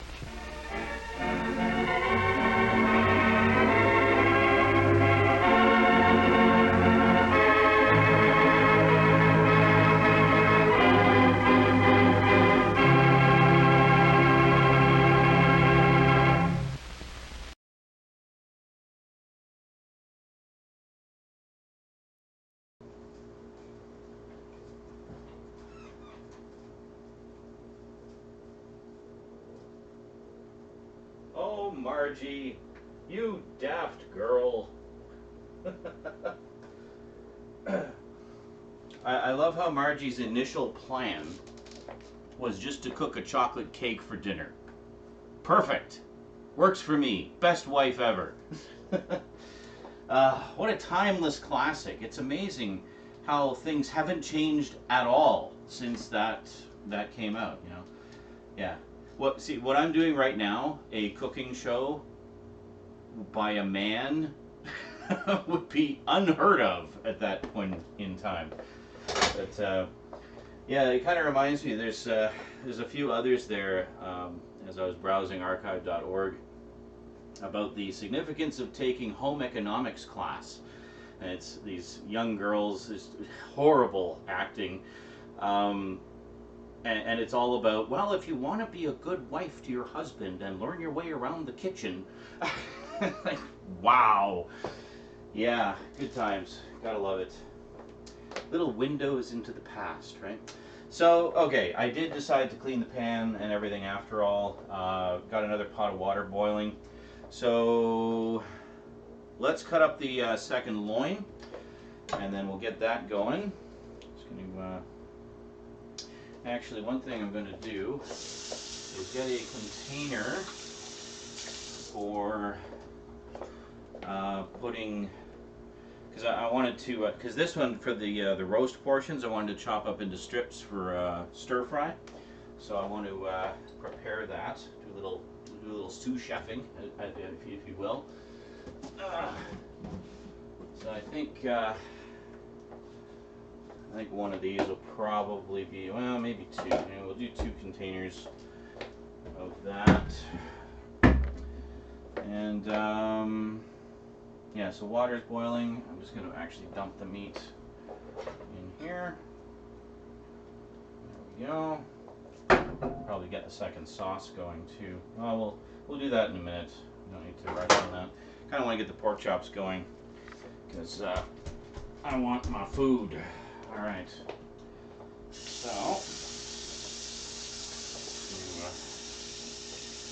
rinse out some of the bits here. Come on, down the sink you go. All right, there we go.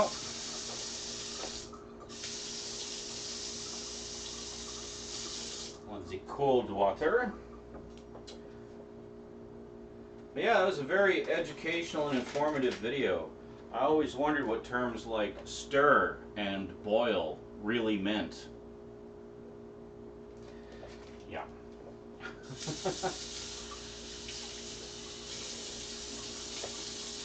Very useful.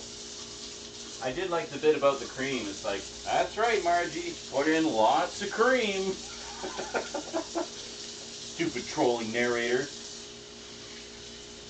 That's a good girl. You screw up that cake good.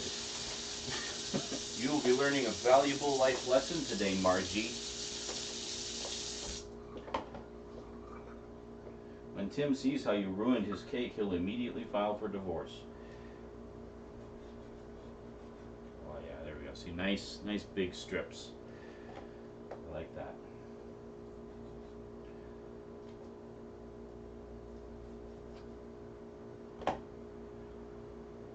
Oh yeah. Actually, some people like to trim the fat off of this these pork loins. I actually leave it on because I find it cooks up quite nice, and fat is flavor. So yeah, this way against the grain. That way, so you do it against the grain. You can tell which way the grain goes, where the fat goes, kind of thing. You get nice, small, fall apart, tender pieces when you do it in the stir fry. It's great. Love it. Okie dokie. Now, let's whip out our loin. Oh, yeah. Oh, that's a nice one. Yeah, these, I usually get these at Save-On. I will also get them at Walmart, because Walmart tends to have them cheaper. And, random chunk fell off there. Okay, but the Walmart ones, as you can see, tend to be a little bit more fall aparty. You need the loin cam, don't you? Hold on a second. I got your loin cam right here. Hold on a second. Staring at this water. You're literally watching water boiling on the other camera there. How exciting, eh? Alright, I'm good. I got it all out of my system. Okay, so just hold on a second here. Let's bring you on over. Loin cam in effect.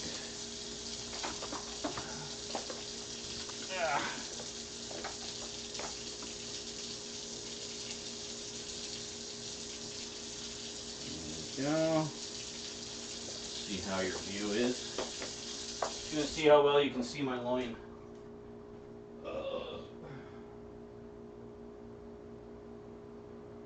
Oh yeah, that's great.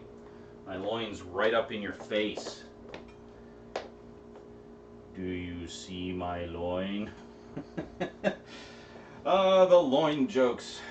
Flying fast and furious, man. Yes, pull up your pants while holding a gigantic butcher knife. That's safe. Oh, with the blade angled up as well. That's also safe. Very good, me. Okay, so I'm going to chop off this janky bit here. And we're going to use that to make our stir-fry strips. So, just slice off some bits there. Just kind of go where the meat leads you. Follow the meat.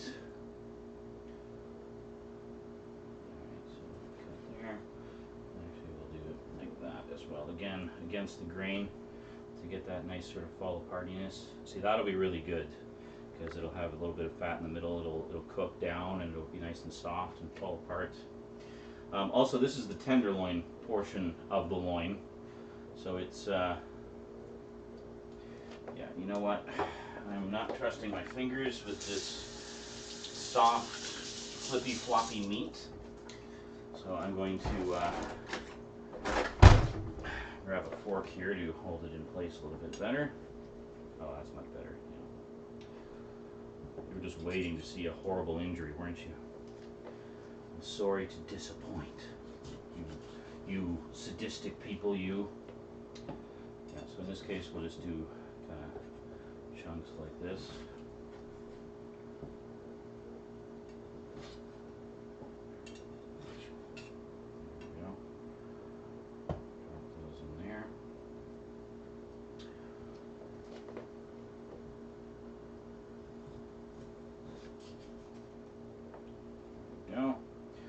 See, this is good because we get a piece of the tenderloin as well as the regular meat there. So you get a nice mix of textures and flavors. And it all gets cooked up together. They don't have to be huge strips. I do like to cook them relatively thick though, because I mean they do kind of shrink when you cook them. So it's good to have them a little bit thick. You want to have nice big chunks of meat in your stir fry, you know. So maybe next episode of Cooking with yours truly, we'll do the stir fry and rice. I'll show you how that all goes. That end piece there.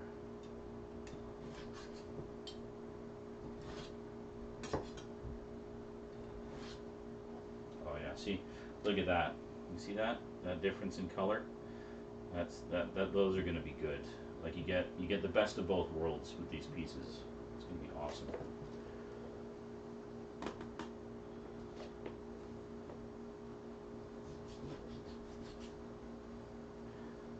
Just cut my way down here.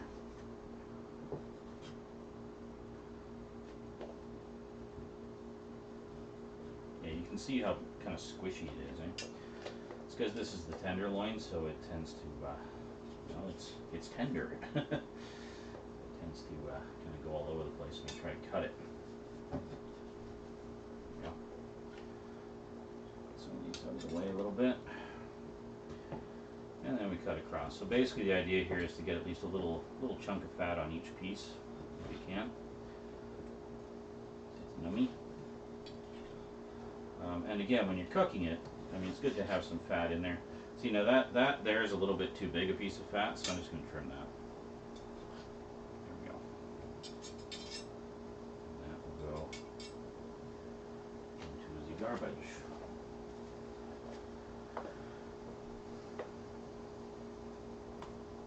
But see, this one, the one that was right next to it, that's not too bad. That's just a nice little chunk of fat on there. Has some nice flavor to it. It's a nice texture.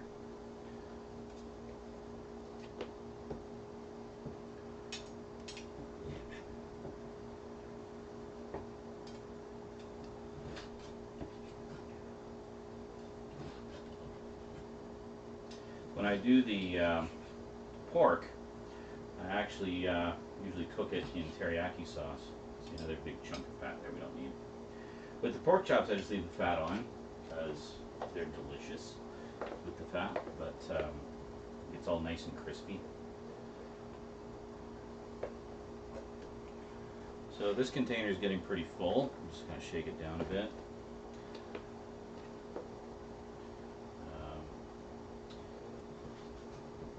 I might not make as many chops out of this one. I actually bought 3 loins recently. I got one from Save-On and then 2 from Walmart. The Save-On ones are a little bigger. They're also more expensive.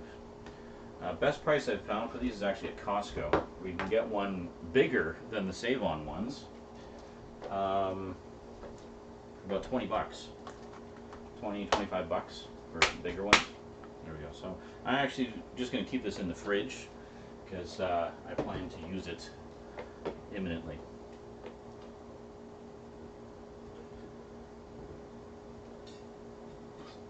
Actually, I guess I can cut this diagonally and get some little piece here. Slightly bigger strips. There we go. There we go. That's the trick to getting bigger strips. Cut diagonally. These ones failed.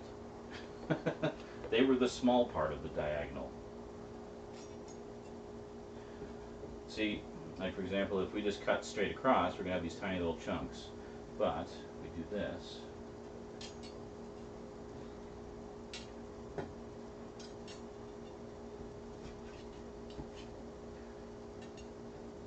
we pretty much double the length. Look at that. Now we've got like this nice strip. So it's quite a difference. That was a trick I learned from Bonnie Stern, who was a famous Canadian chef. My mother and I actually took a cooking course together a number of years ago, and it was taught by Bonnie Stern. Really, really nice lady and just incredibly passionate about food. She's done a lot of cookbooks. She's been on Canadian television quite a bit, you know, cooking shows and whatnot. Ugh, holy crap, this is heavy. Ugh. Okay, so now still have some jankiness here, so I think we're gonna cut this down. And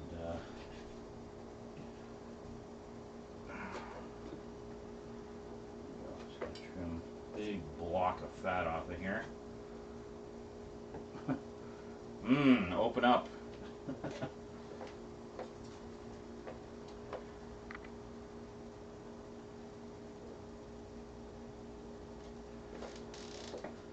Okie dokie. Sorry, I was just checking the chat. Everybody's just talking about how they're hungry now. This is not a good strip, but it'll cook up nice. Some fat on there.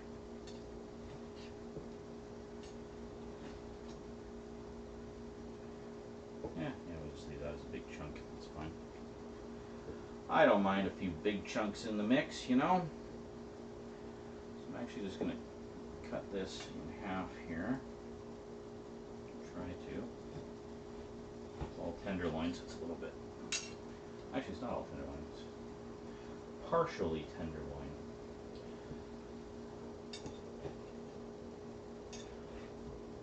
I'm feeling lazy, so I'm just cutting across. Mainly to cut across the grain because then we get that nice sort of separation of the fat again.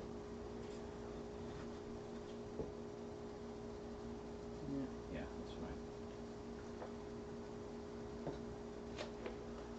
This isn't even what I'm cooking tonight. This is just kind of preparing for next time.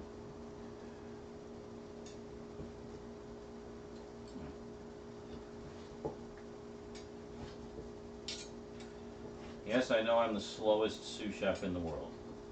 Hence why I'm not a sous chef. A little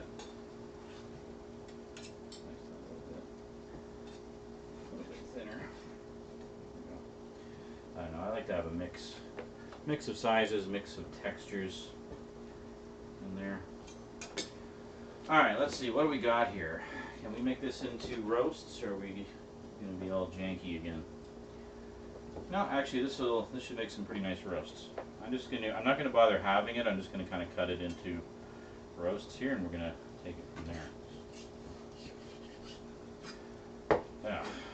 Yeah. See, that one turned out too thin on that end, so that's gonna become more stir fry.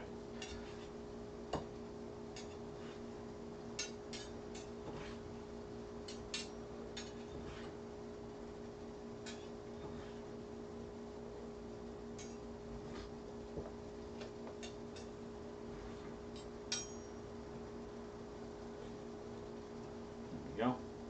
I wanted to get 2 full containers anyway, so. Alright.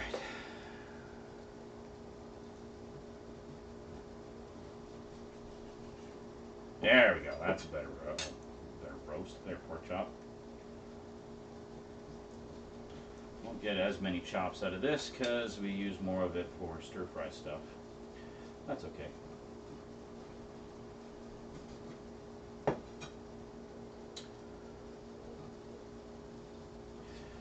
So one of the ones from what did we get? About 10 pork chops out of this, and a couple of roasts before, or a roast. The ones I get from Save On, I can usually get about 16 chops and 2 roasts. So gives you some idea of the difference in size, and comparable size to the size of chops that I'm cutting here. You know.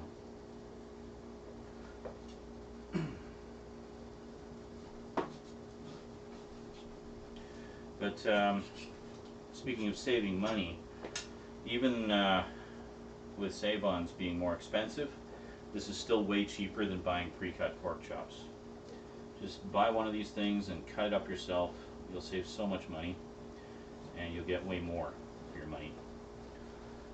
And as I say, the thing I love about it is you can cut them as thick or as thin as you want. It's entirely up to you. You have all the power. Alright, so this is going to just be 2 thick ones, I think. One thick one and one stupid thin one, because it's all squishy.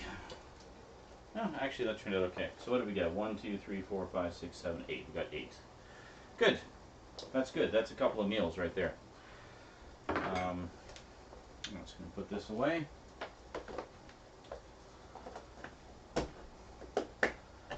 Water is boiling. Okay, this is just going to go straight into the fridge because we'll be cooking that another day.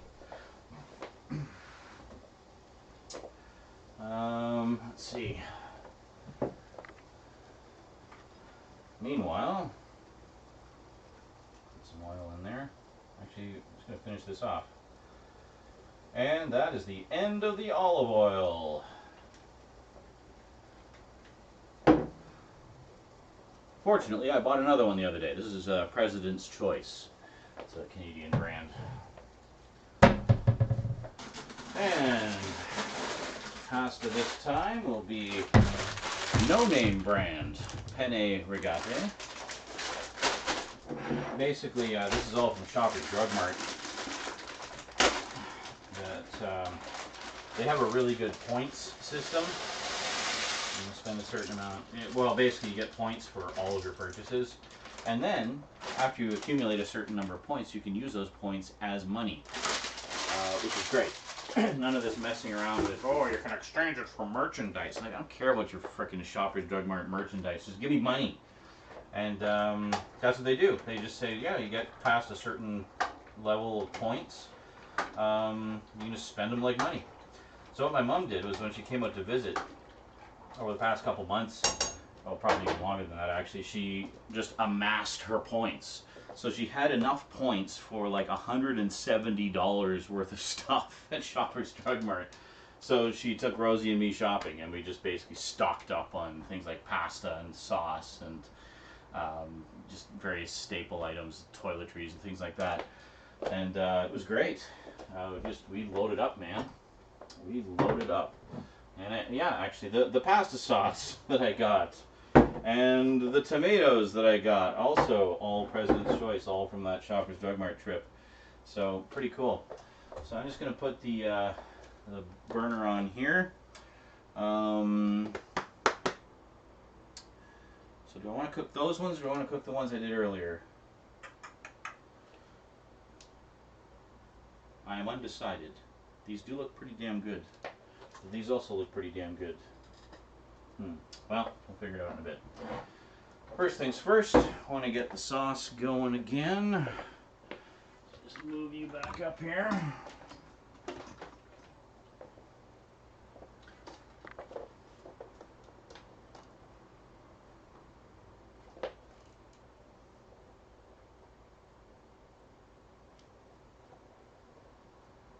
You can see everything there. All right.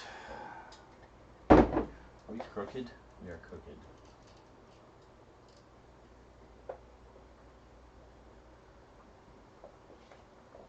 Probably still crooked, but anyway.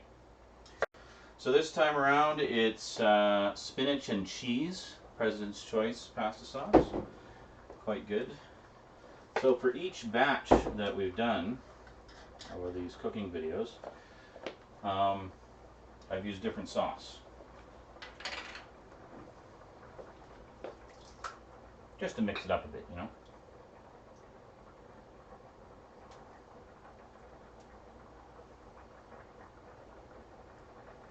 And if you're wondering about the jars that President's Choice uses, actual Mason brand Mason jars. Oh, look at that. You can see the bits of spinach in there. It's good stuff. Good stuff. So I'm just going to do the thingy here.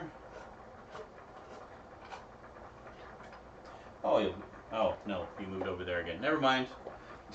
I was like, you'll be able to see me drain the tomatoes. But no, I moved you again. No tomato draining cam for you.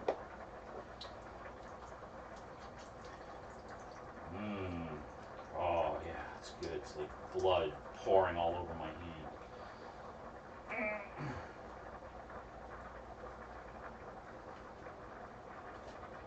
tomato blood.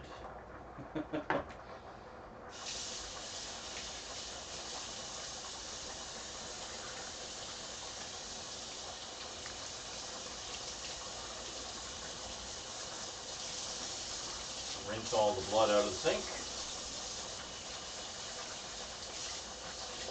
There we go. Oakley dokley. Now, blorp.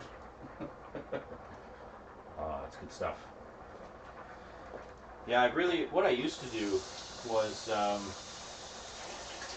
actually just get 3 cans or 3 jars of the pasta sauce and use that. And then I'd add the frozen veggies to it. But that's more expensive. I found it's cheaper instead to use 2 jars of pasta sauce and a can of diced tomatoes. I mean, it's not a night and day difference. You save a couple bucks, but you know, a couple bucks is a couple bucks, right? And it adds up. It definitely adds up over time. So the other thing I like about it though is that it gives it more texture. So you can use even the cheaper sauces that you might find at the dollar store or whatever, throw in a can of the diced tomatoes, and suddenly it's actually a decent sauce, you know. And if you feel so inclined, you can add some more spices to it. I used to add garlic powder to, well, pretty much everything. I still do. It is kind of one of my favorite go-to, just spraying sauce everywhere. It is one of my favorite go-to spices. I should mention that's garlic powder, not garlic salt. I stay away from garlic salt because when you buy garlic salt, it's like 80% salt. So why would you spend all that money on garlic salt when it's actually cheaper to get garlic powder and salt? And then you can actually control the portions. You're not paying for what they deem is an appropriate ratio of salt to garlic powder. You know what I mean? Know what I mean, Vern? Where was my tasting fork? There it is. I think this is done already.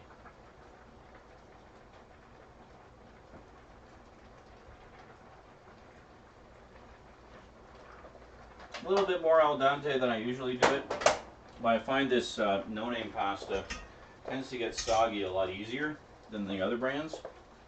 So we're going to leave it a little bit extra al dente there, just to make sure that when it's warmed up, it's a nice, proper kind of tenderness. Okay, that's good. Let's mix all this in here. Oh shit, that's not good. Damn it. Damn it. Fuck. Hold on.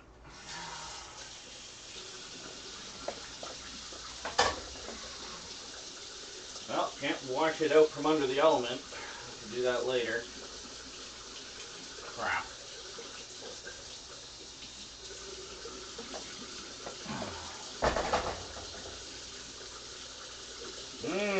Burning sauce. That smells delicious. Crap.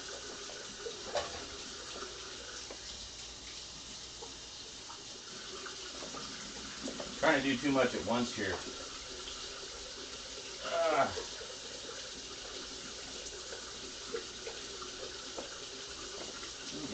No, it's water.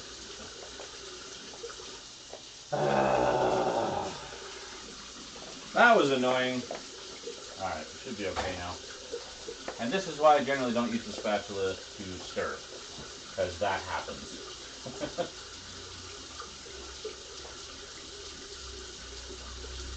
I mean, you can, obviously, you just got to be careful, because, I mean, it's pushing everything to the side, right? Physics and all that. So So you don't want it to go over the side and into the fiery abyss of your stove.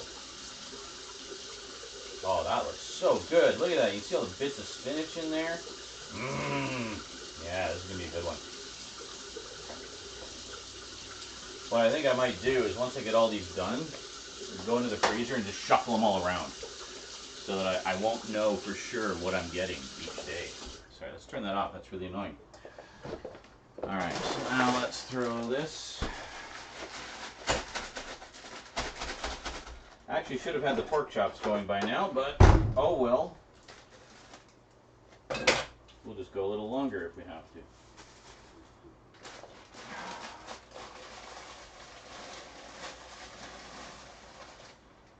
There we go, more peas and carrots. For those of you who weren't here earlier, peas and carrots. Because you get the mixed veggies, it's 80% corn. If you want corn, I'll get corn. If I want mixed veggies, I want an equal mix of all the veggies. I don't want like piles and piles of corn.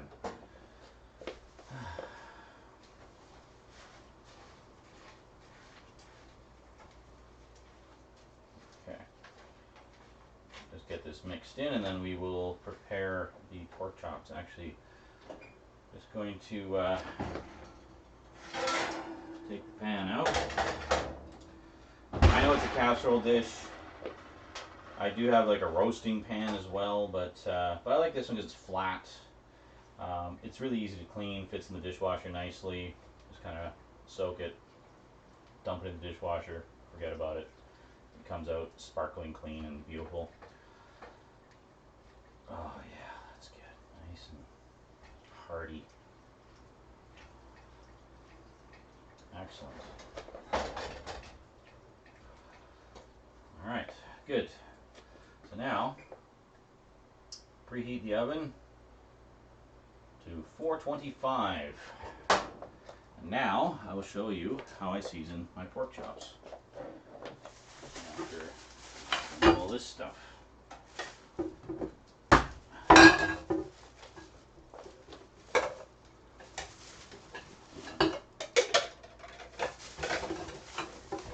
And this bag is full now too. Wow, that didn't take long.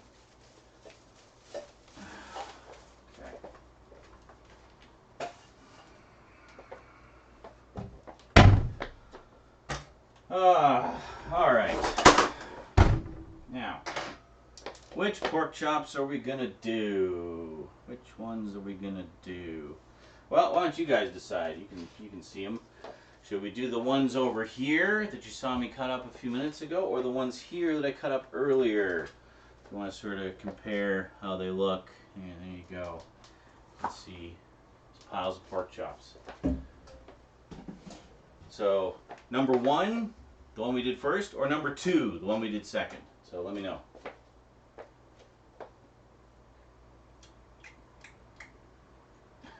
Okay, JL says the ones I cut up a few minutes ago.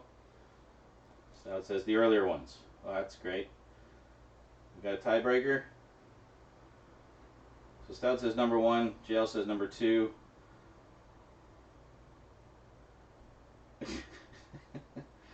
Are there more than 2 people watching?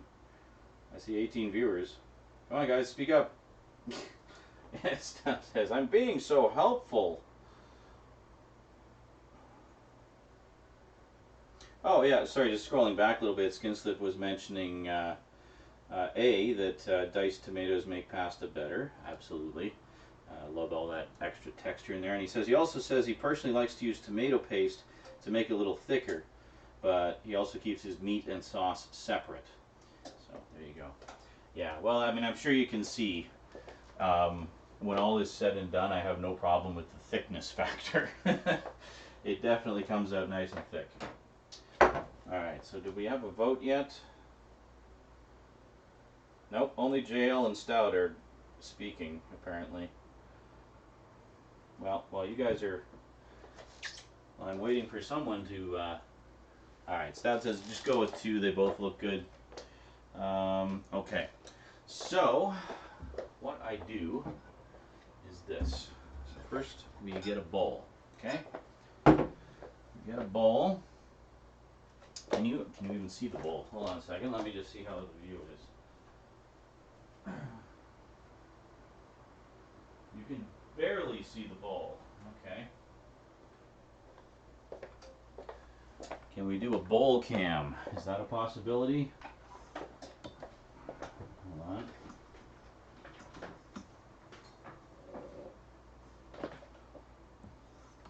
Hold on. Figuring something out here.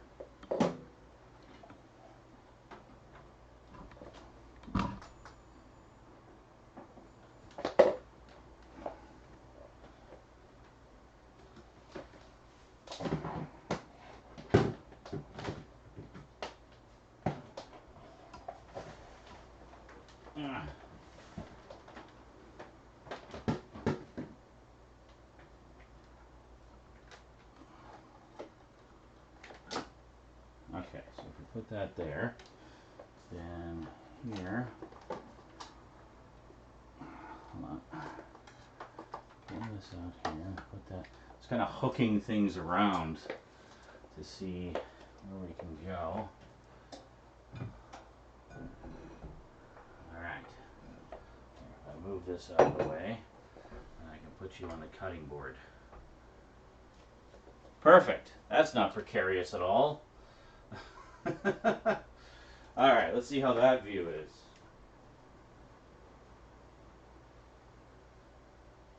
Cords stretching everywhere.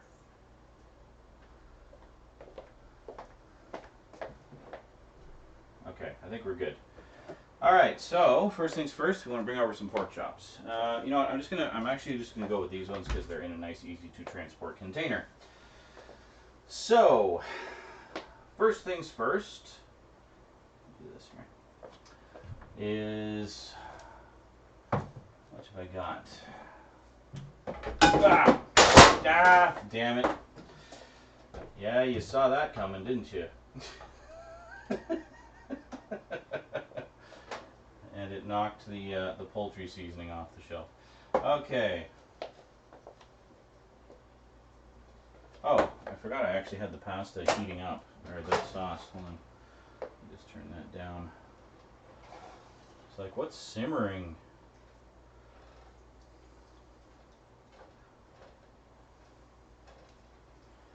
Alright, just give that a little stir. Alright, there we go. That's good. So that's basically done. We'll get the pork chops going and then we'll portion all that stuff off. Okay, so basically, I do them essentially shake and bake style. And you can just get shake and bake and use that, and it's delicious, but also expensive. So to save money and enjoy my nicely breaded and seasoned pork chops, I get lightly seasoned breadcrumbs. Now this is the brand I get from the dollar store, Ital Pasta. They also carry Ital Pasta pasta and sauce. Quite a good bargain brand, actually. I like it a lot. However, this costs $1.25 for this little container here. You can get this monstrous container of 4C breadcrumbs, seasoned or unseasoned if you prefer, at Walmart for about the same price. A little more, like maybe 25 cents more. But what's the difference here? Yeah, it's darn near double the amount for like less than a quarter more. So, we're going to use this. I also find that these ones taste a little bit better than the Ital Pasta ones. But Walmart is an inconvenient bus ride away, whereas the dollar store is across the street. So if we look inside there, you can see that it's all nicely seasoned. Just put a bunch in the bowl there. So this is lightly seasoned with, what is it? It's like Romano cheese and something.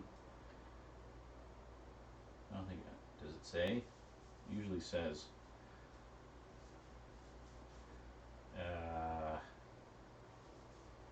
I don't know. Anyway, lightly seasoned is the way I usually go. And it's tasty. You can actually just have it with this. You can just have this alone. Bread it with this, and you'll be perfectly satisfied. And it's perfectly yummy. I'm just going to angle this a little bit. But I like to add a little bit of stuff to it. So, garlic powder. Remember, garlic powder, not garlic salt. and I'll show you. I'll show you exactly what I'm talking about here. I want lots of garlic powder. Let's get lots of garlic flavor in there. And oh, look, look, I have salt. Just a little bit of salt. Just a few sprinklings. The purpose of the salt in this case is to help the breading to bond to the meat a little better, and also to absorb excess moisture that can actually soak through the breading. I used to do it without the salt, and I found that what was happening was the top, because I don't flip them or anything, I just cook them, I just bake them in the oven. I found that the top of the pork chops was getting wet, like the juices were soaking through, and it was getting all kind of mushy on top. You don't want mushy, you want crispy. So I thought, well, okay, shake and bake doesn't do that. When I use the shake and bake, what's the secret? And I realized, oh, of course, salt. So I started adding salt to this, and since doing that, they've been turning out a lot better. So we're gonna make 6 today. So basically, we just roll them around in the breading like that. You guys see me eat this before, but I don't think you've ever actually seen me make it. Alright, so I'm just going to angle a little bit so you can see how I put it in the pan and everything. Okay, so we just basically toss them around in there. And of course, the shake and bake, they give you a handy dandy plastic bag to put the meat and seasoning in. But here we're just going to use a big hunkin' bowl. There we go. These are actually almost perfect pork chops, like the way they came out. So, because ideally what you want is a big chunk of the regular meat and a little chunk of the fat with some of the tender stuff on there. That's ideally what these types. I mean, you can buy these in the store pre-cut, and you can see what I mean. And they're wonderful. And I used to get them like that all the time. I'm just trying to get ones of comparable thickness here, because they weren't entirely even when I cut them, because I was still using my fingers like an idiot. Should have used the fork on the first one. There we go. You can see how I position them. Alright, and then these are actually going to be quite sizable. The size of that. Actually, you know what? I'm going to turn it around this way. There we go. Fits a little better. And that is a thin one. What's going on here? That is a thin one with this one. They all have issues. Damn it. Oh, fine. You know what? We'll go with this. It's got lots of fat on it. It'll be delicious. It'll just be a little crispier than the other ones. Alright. There we go. And then we'll put that one this way so it fits. There. Good. So then what I do, not quite done yet, is I grab a handful and just kind of release controlled portions onto the pork chops. And what the idea here is to use up as much of the breading as possible, just to kind of get all that flavor and texture in there.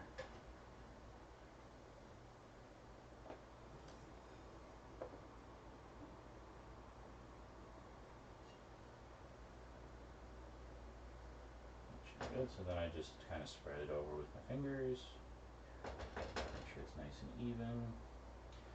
Some people like to toss the meat in eggs, like whip up some eggs, and then toss it, and then just kind of flop it around in the eggs for a bit, and then the eggs bond with the meat, but also allow the crust to stick. But it has a different kind of end result. It gives you almost like kind of like a fried chicken kind of crust to it, which is good. I mean, if that's what you're going for. But I find it doesn't really need it.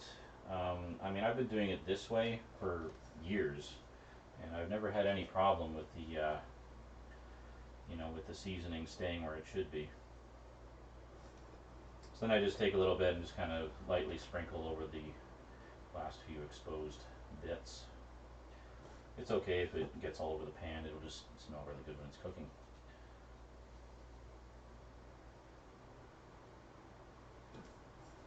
Alright. And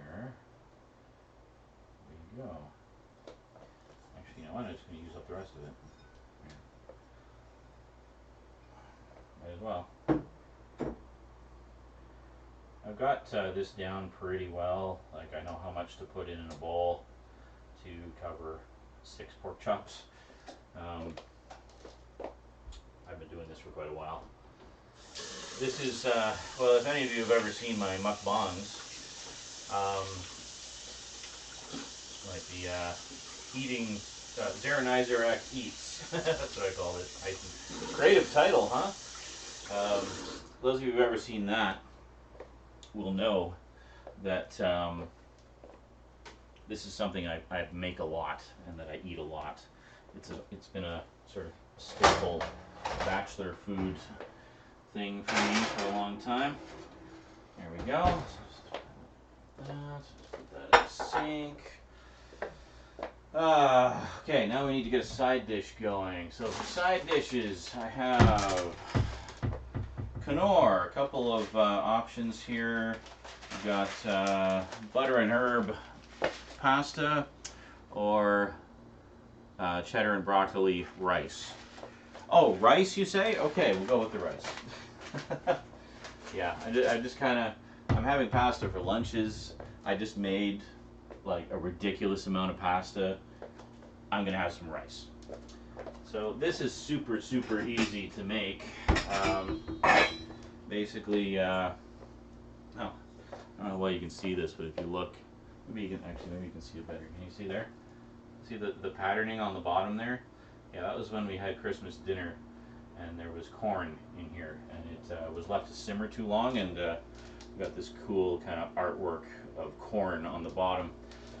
It's fine, it's clean, it's just stained. So I don't even have to look at the instructions. I've done these side dishes so many times. I have to look at the recipe, Margie. And it actually has cup measurements printed on the inside of the thing. You know, the pot. What's this called? I have to go watch that cooking terms video again. Alright. Yeah, it's close enough. I think is this the 2? I just said I don't need to look at the instructions, and here I am looking at the instructions. Yeah, this one's 1 3/4 cups. See, sometimes I get the Uncle Ben's version of this, which is available at the dollar store, and it's one of the few things that's actually $1. And but this is a little bit different because this has it's kind of like rice-a-roni, actually. If you've ever had rice-a-roni, because it has rice and little noodles in it as well. But it's quite good. I find these are yummy side dishes. You know, for just when you want something quick and easy. You know, I mean, you could just eat a pile of meat. I've done that before. All right, good. That is good. Yeah, no, I'm just gonna leave that there. Okay, how I mix rice, I actually use a whisk. And the reason for that is, it is wonderful for keeping it from clumping together.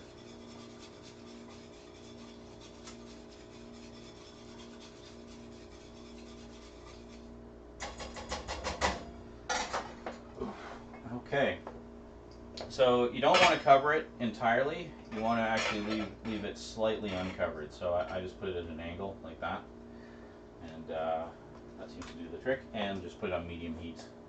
These side dishes are great. They're super easy to make. They're fairly quick, and they are nummy. All right, now we need 10 containers. Do I even have 10 containers? All right, 1, 2, 3, 4, 5.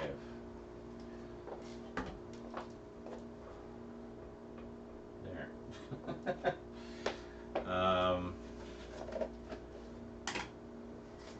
Move this over there. 6. 7. Now we're going to have to get some different ones. Oh, is this even clean? I don't think it. Where did this container come from? Oh, right, it had the leftover chicken in it from last night. That's fine. This will be fine. Yeah, I can just give this a quick clean.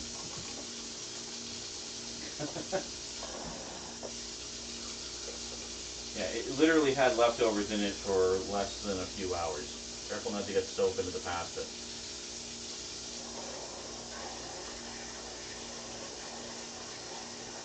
Okay, the colander is lifted off the bottom. It's not touching the thing. Fine. Fine. This doesn't have anything on it. There we go. Alright, 8. Need 2 more. I think I have 2 in here, actually. Yes. 9, 10. These are my best containers by far. I got these from Costco. They're a Ziploc brand, and they are excellent. Dishwasher safe, microwave safe, just generally awesome containers. You don't even have to burp them, actually. You know how most containers you have to burp them to get the air out of them? With the Ziploc ones, you just press down in the center and it burps itself. It's really quite amazing container technology. Yeah.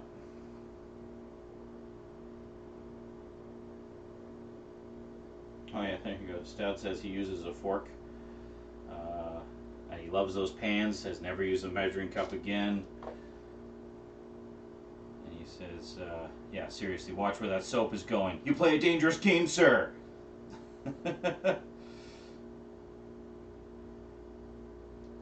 And yes, damn it, I am proud of my Ziploc containers. Alright, so portion this stuff off, and then we're going to put all the pork chops into the freezer. Alright, good. Oh, we need to give this a quick rinse too, don't we? Oh god, all the pastas clumped together because that took too long. Alright, we can break it up again. That's another beauty of penne is if it does clump together, it's really easy to break it up again. Because they're little, they don't get tied into knots like spaghetti. Gooey pasta knots. That's K-N-O-T-S, not N-A-U-T-S. They're not pasta going to space. Or, I guess a pasta knot would be an explorer of pasta. So one going into and investigating the world of pasta. A pasta knot, if you will. Alright, so once again, try to portion these off properly. Well, we're going to do our 3 scoops and then go from there. And then adjust as necessary. Now, of course, I'm using 2 different types of container, so the portioning will appear to be different, because these ones are actually a little wider on the bottom, so the contents tend not to be as high as they are in these ones, which are kind of tapered, as you can see. So, that's not more than that. Alright, here we go. I did not expect this show to be so epically long. I thought maybe a couple hours, but here we are approaching 3. But on the plus side, I won't have to do this for a while, which is great. That was kind of the idea.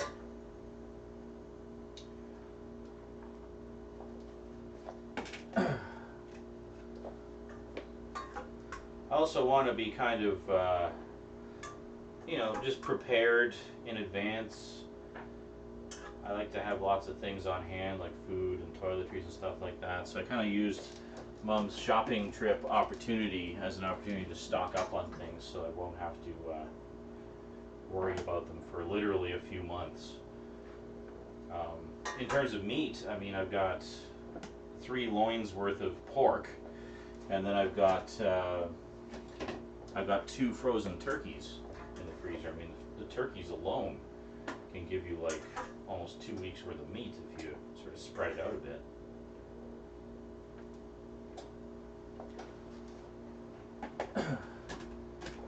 I mean, I'm talking about if you're like me, living alone with a kid that comes by on weekends, you know. When the kid's here, the food just flies out of the fridge fast and furious. But that's understandable. She's a growing kid. She has an insatiable appetite, and that's fine. So that's the other thing, is I always want to make sure there's food here for Rose, obviously, because you know, I can get by on coffee and cigarettes, but for a 10-year-old, that's probably not as good a thing.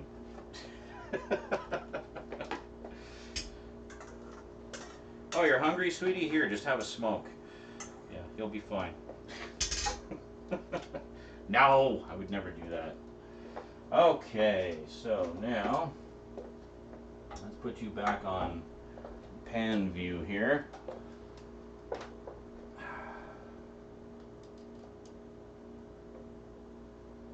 As we portion off the sauce.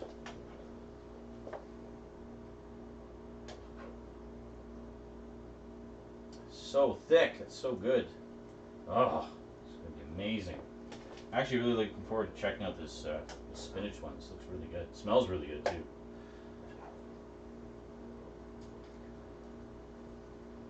There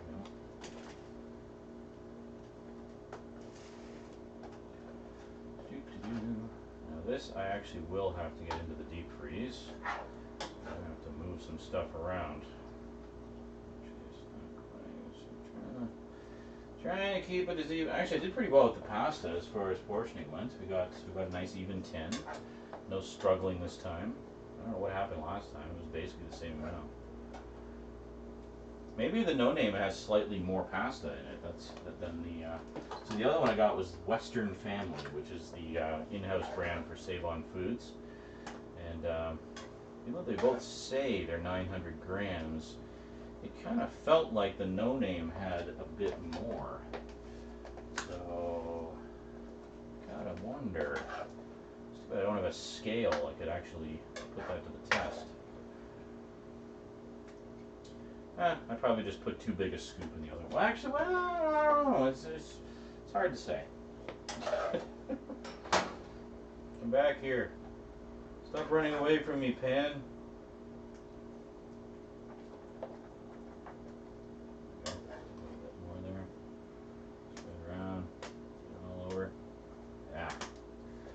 Good stuff.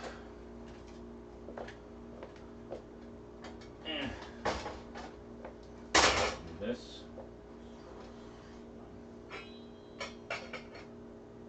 No.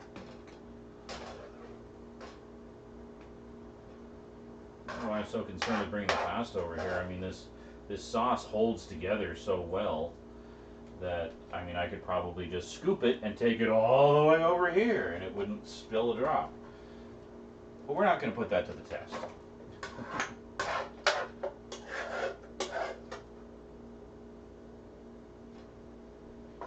There we go.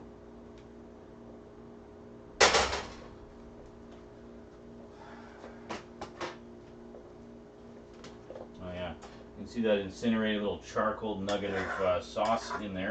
I will clean that out when it cools. Uh-oh. Did we slightly misportion the sauce? Ever so slightly? No, you know what? Now that I think about it, I am pretty sure that the Western Family one had slightly less noodles. Because I had no trouble portioning it off to 10 with the no name. I'm calling shenanigans. Alright, a little less sauce in there, that's okay. So each one has one that has less sauce in it.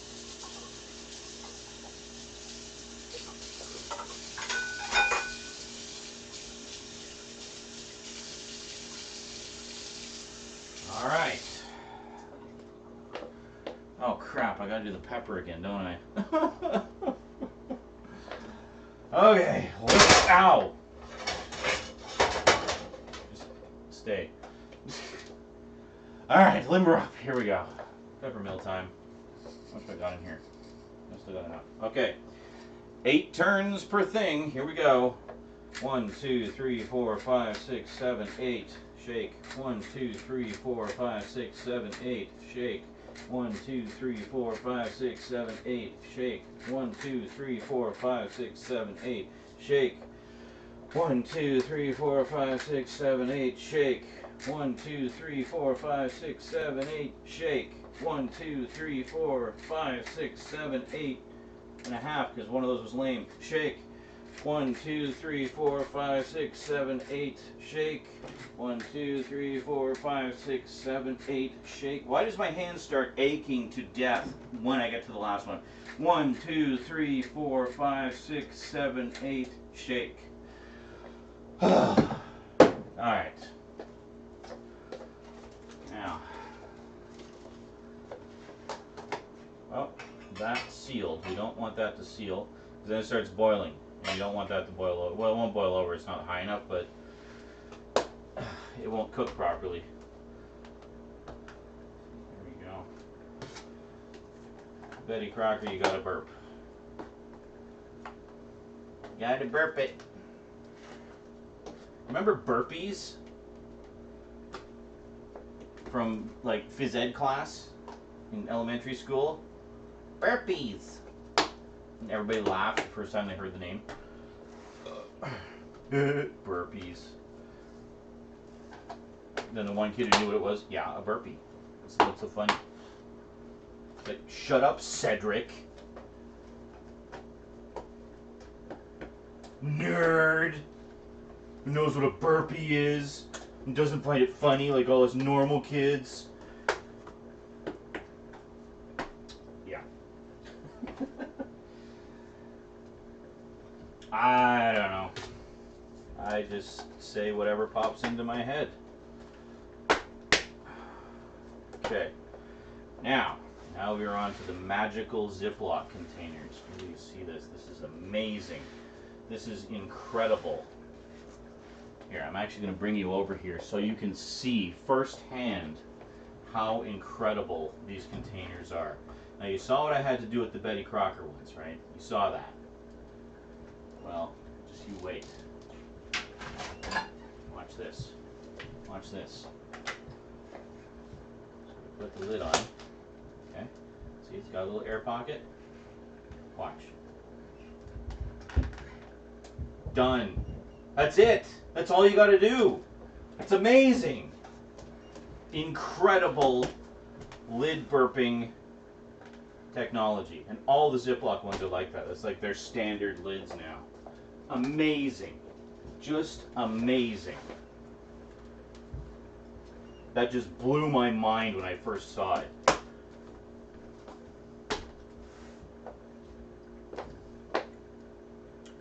I'm being amazed by Ziploc container lids.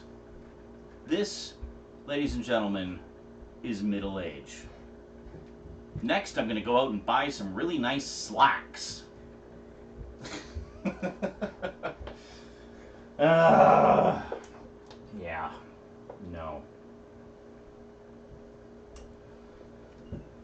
Okie dokie, you should probably give this a stir. Ow! Ow! That, yes. Let's just leave that right by the burner.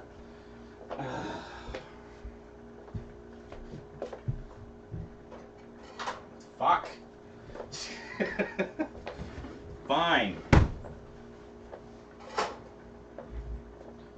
This is in my wrong hand. There.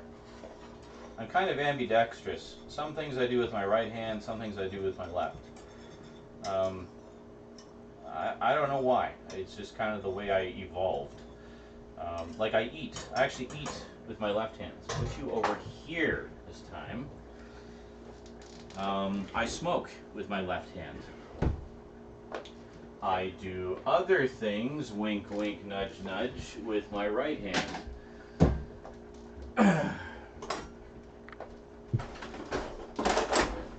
Okay, now I need to figure out a way into the deep freeze. Hold on a second. First things first, let's turn a light on.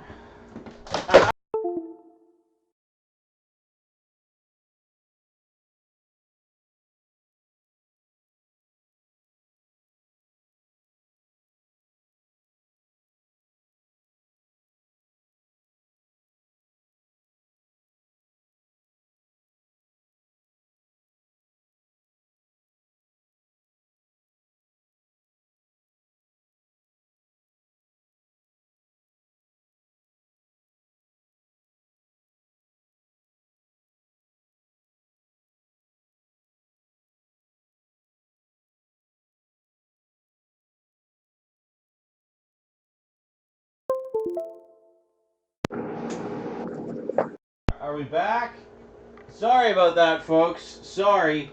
The let me show you here. The now I had everything very precariously placed on top of the fridge there to give you all the in-kitchen views. So the USB hub, which is powered by that brick there on the extension cord,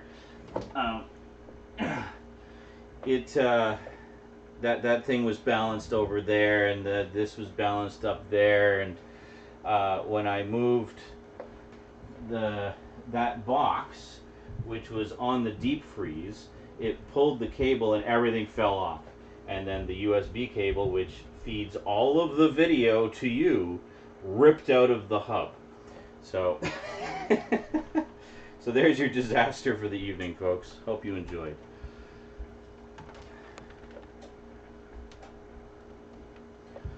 I hope the way it went was just like, oh god, no! Okay, so we need to move this out of the way. Damn it, it's too high. Hold on. We're gonna put you... Where are we gonna put you? Why is your cord so short? Hold on. Oh god! I'm gonna put you here. Fuck. Okay, fine. Stay there. Is that stable enough for you? Holy shit. And then what I was gonna do was bring you over here so you could actually see into the freezer. And you can see what I'm talking about. Alright, so this is my deep freeze, lovingly decorated by Rosie when she was about 2. She got stickers and just put them all over the freezer. Every single one of them. So here we go. As you can see, we got some leftover pizza in here. We got, are you picking up my voice? Okay, good. Just checking. Got a loaf of Italiano bread, very good. Got pork chops from the previous loin that I got. Got 2 roasts, 2 pork roasts, also from the previous loin that I got. Got some strip loin steaks. Oh yeah, saving these for when I'm really hungry and desperate. Got another loaf of bread. Really need to defrost this thing. I don't know if you can see. You can see all the way down there. 2 more frozen turkeys. There you go. All set.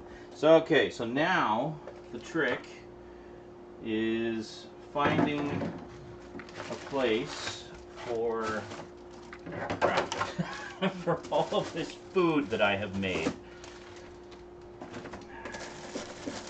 So we'll just put that loaf of bread over there. I think we'll just throw these roasts down here. They don't have to be positioned beautifully.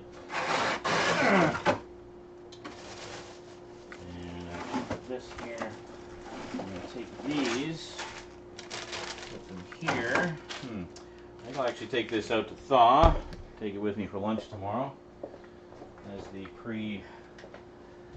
pre-food or pre-pasta lunch.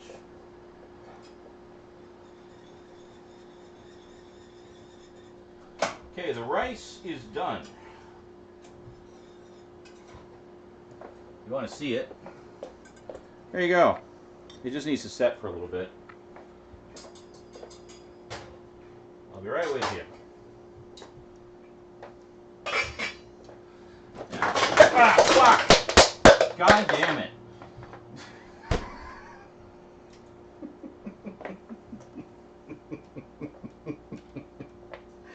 As soon as the camera's off the kitchen, that's when all the disasters happen. It was this, which is full of pens. And apparently, I guess due to the previous disaster, it was sitting precariously on top of the freezer door. As soon as I moved it, it fell on me. Give me a sec here.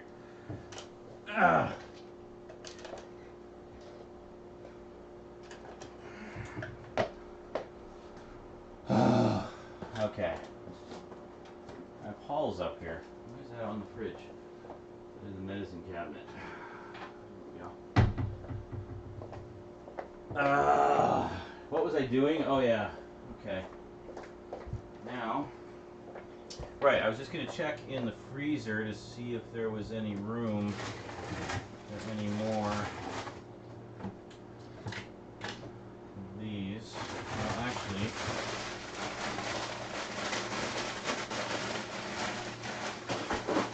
I can put the stir-fry vegetables on the door. And then that gives me space. Here.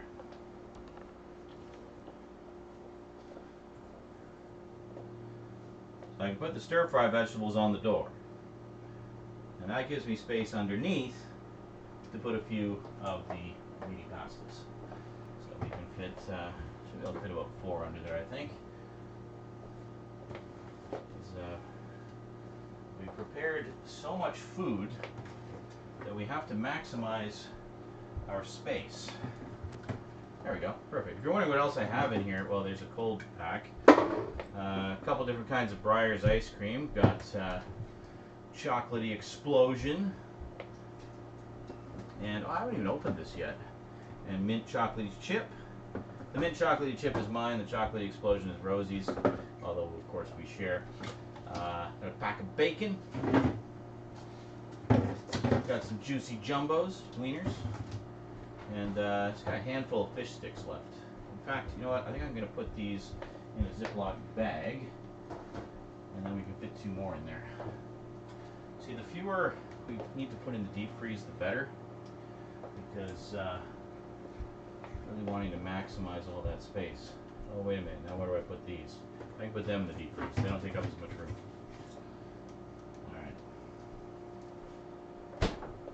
Alright. Put you back over here. Okay, so now I actually only have 4 to put in the deep freeze. So all this bread down there, and pork chops down here as well. There. Now,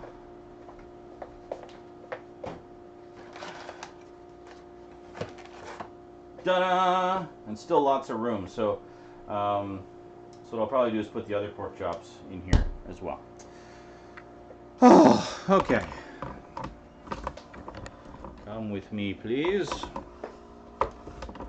you would be so kind. Hi. All right. Now, hold on a sec. Oh, God. Seriously? Oh, fuck! No.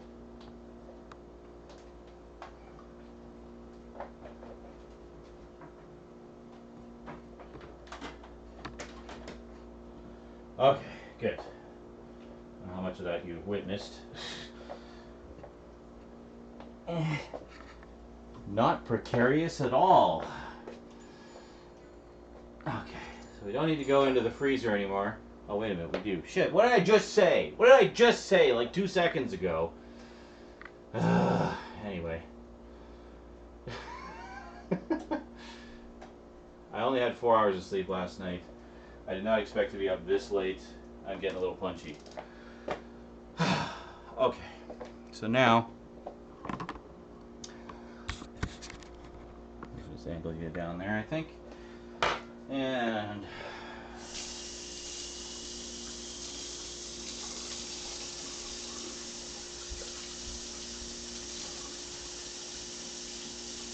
yes, unlike the baffled housewife in the kitchen safety video, I always just do one knife at a time when I clean. This already has a little bit of soap on it.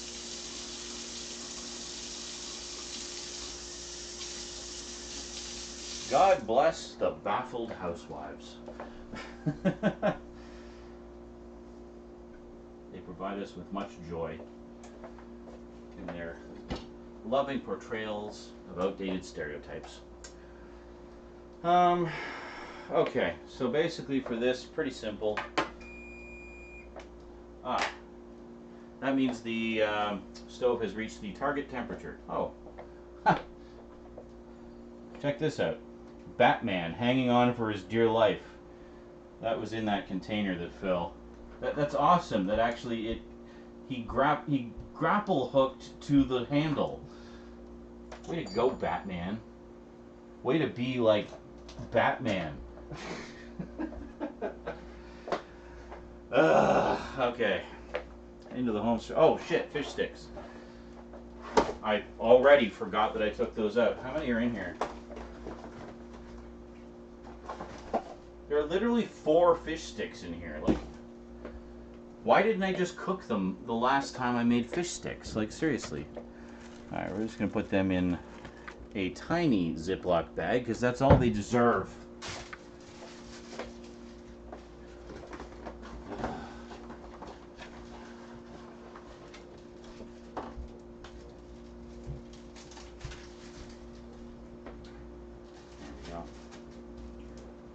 Take up a negligible amount. Apparently, and hello, Toon Man. Apparently, he arrived just in time for an aw fuck.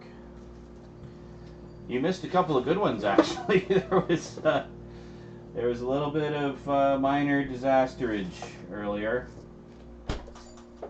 followed by more disaster, followed by more disaster.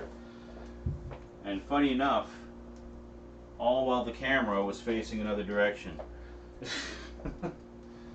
Or off, because part of the disaster was unplugging the cameras. I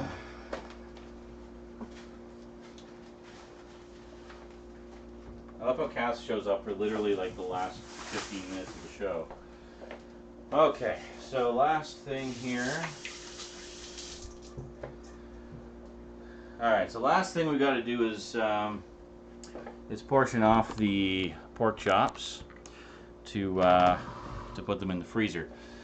So before we do that, I'm going to take a little break because once that's finished, the dinner should be finished. Let me just check and see here. Oh yeah, those are looking really good. Actually, I think they may be done. I'm going to turn the oven off here, just let it cool for a bit. Alright, I'm going to take a quick break, and while I'm taking my quick break, I have another short film for you. Now, today, with the U.S. announcing that they may begin systematic targeted bombing of certain areas of North Korea, it's seeming increasingly likely that we're going to head first into World War III. So I think it's a good time to take a look back at the previous World War, in particular with regards to nutrition. So here's how to maintain a happy, healthy diet for you and your family during wartime and rationing and stuff. Could be useful information in the coming year. Alright, and I'll see you after.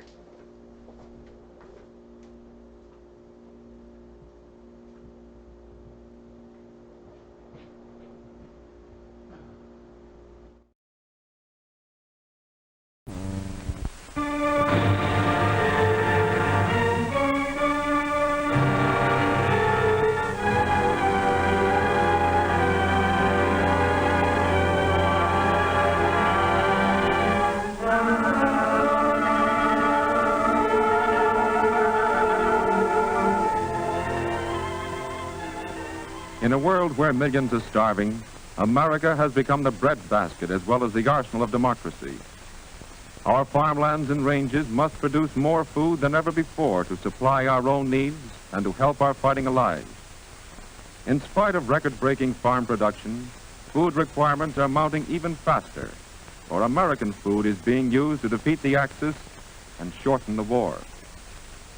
Americans not in the armed forces will get less of the common foods to which they are accustomed. But by rationing, by sharing what we have, and by using our food supply wisely, our nation at war can still support a healthy, active people. Today, in the great human laboratory of England, the principles of nutrition are being conclusively proven. The subject of this great wartime experiment in food are not white mice or guinea pigs, but human beings fighting for their lives. The average English family has learned the value of food through years of wartime scarcity. Cheese and eggs have been rationed, and the supply of butter is limited to 2 ounces a week. But the English have learned to substitute. Vitamin preparations developed in the laboratory are added to some foods, such as margarine, to enrich the vitamin content. Foods such as the English wheatmeal loaf, dried peas, beans, and cereals have been recognized as nerve conditioners at a time when iron nerves are needed most. Vitamin B foods supply physical energy not only for those in combat duties, but also for English industrial workers who are turning out the weapons of war with the enemy only 20 miles away. Desk workers, also under strain, need energy foods too. Vitamin D foods such as margarine, herring, and sardines are widely used by adults in England. Cod liver oil and milk are distributed in special rations for children only. Imported fruits and vegetables are seldom seen in English markets, but fresh vegetables are grown in victory gardens everywhere.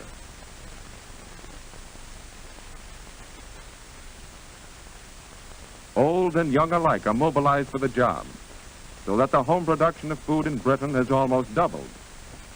Since the outbreak of the war, 6 million additional acres of English soil have been put under cultivation. No patch is too small to start growing. Soldiers, when off duty, tend their own little plots in the shadow of their guns. For them, food is ammunition. A part of the food grown in English victory gardens is contributed to community kitchens, where balanced, nutritious meals are prepared for all.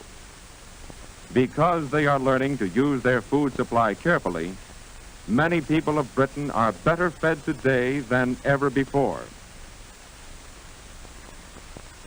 We in the United States have not had our food supplies bombed, burned, or torpedoed. Yet, many Americans are starving not for lack of food, but because of poor eating habits. In this restaurant, patrons could order nutritious food, but too many don't. Same today, miss? Yeah, I guess so. Draw 1, 2 sinkers. Too many people eat the same kind of foods every day. Eat without pleasure, without variety, as a matter of routine. Quick lunches are the order of the day, and most of these are inadequate. Malnutrition resulting from habitual poor diet saps the strength of American manpower. Inefficiency results. In many cases, production has been slowed down because of layoffs and illness among workers who lack the physical stamina that good foods can build. A large proportion of defense workers suffer from unsuspected physical defects associated directly or indirectly with malnutrition. The strain of long, hard hours of work has increased the number of breakdowns.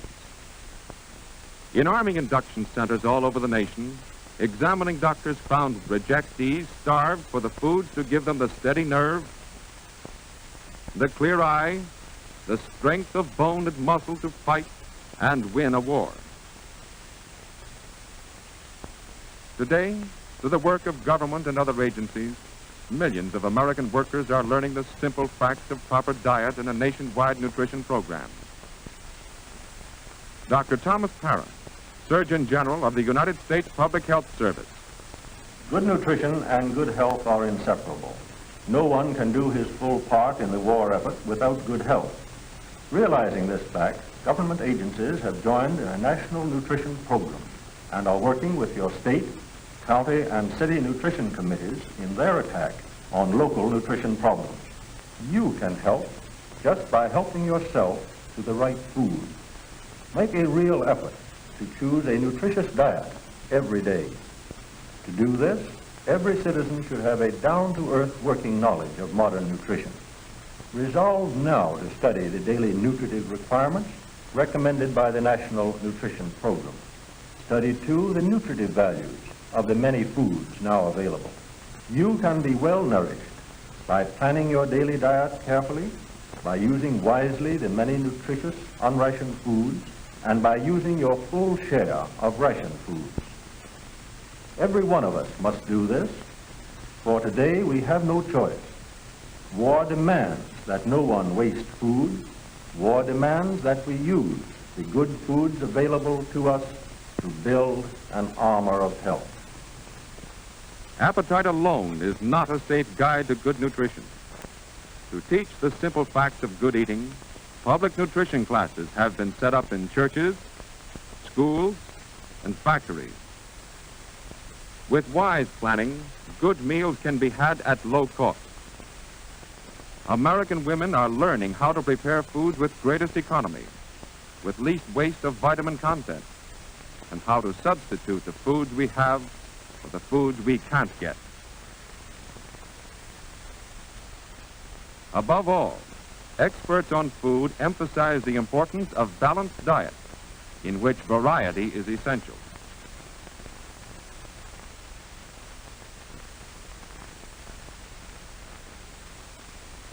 Every American worker should have 3 square meals each day, including foods such as milk and foods made with milk, eggs or other protein foods, and vitamin B foods such as cereal and whole wheat or enriched white bread.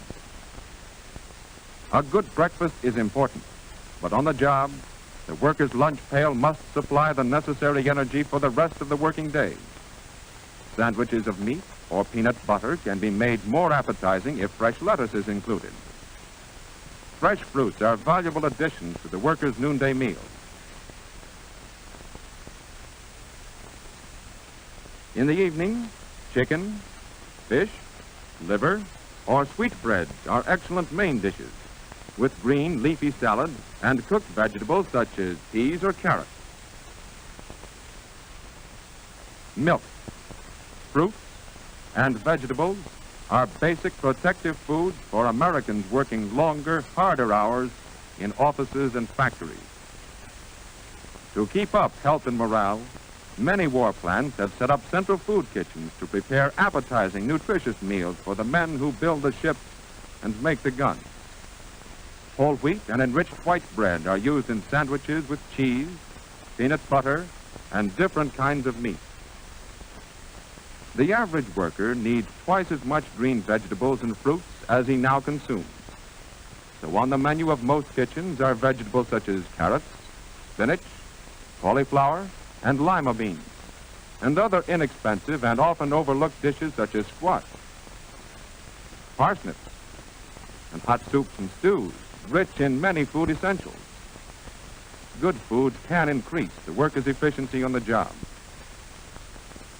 reduce accidents, waste, and absenteeism due to inadequate diet. The men of our armed forces eat 1/4 more food than they did in civilian life. And in the same way, workers transferring to war jobs from less strenuous work need better food and more of it. At work or at home, in restaurants and cafeterias, in their selection of foods, American workers choose the way to good or to poor health, build or undermine the strength of our nation. Eventual victory in this war may depend on what we eat. And given the national will to do it, we can build here in America a tougher, more vigorous nation. A nation with better morale and greater strength of mind than the world has ever known.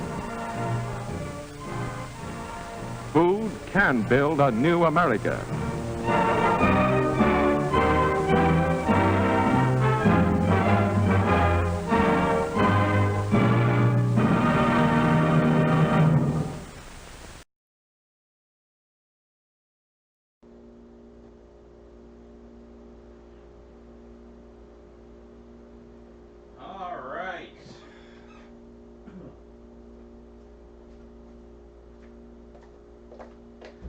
looking at here? Oh, I should check my local recording, make sure it's still recording.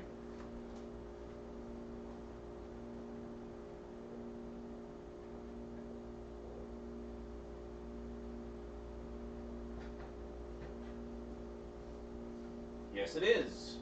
Sometimes when there's technical screw-ups, the recording stops locally, but the stream keeps going. So, alright, dinner's done and I'm hungry. I was waiting for that video to finish so I could eat. So let's see what I got. 1, 2, 3, 4, 5, 6, 7, 8, 9, 10, 11, okay, so I do a pack of 3, pack of 4, pack of 4. And that's basically 3 meals right there. And I got, what, another 2 or 3 in the freezer there, so... Awesome. Super duper, man. So once again, good old Ziploc brand. Ziploc bags, which is where they originally, their original claim to fame. And they remain the best for these kinds of resealable freshness bags. Honestly, they do. All other all other bands are pretenders to the throne for food bags.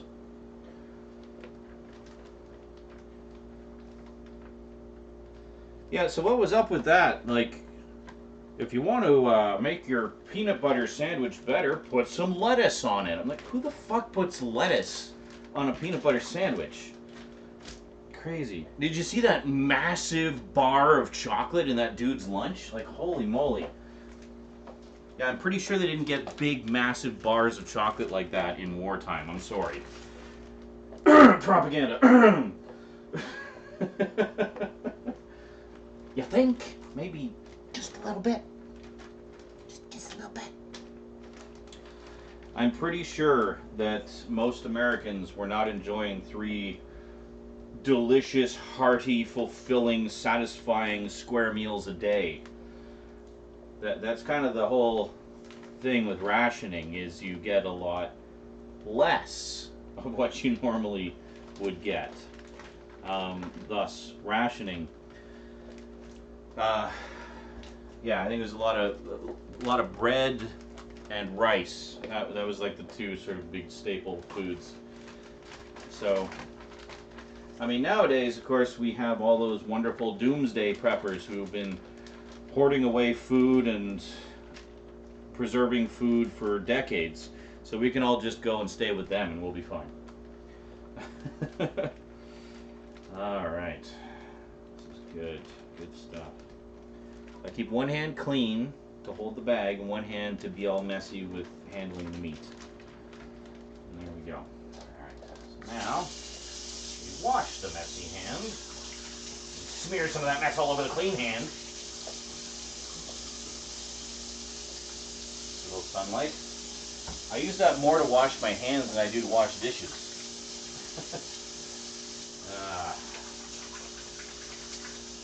Actually, speaking of which, well, this is clean, but I should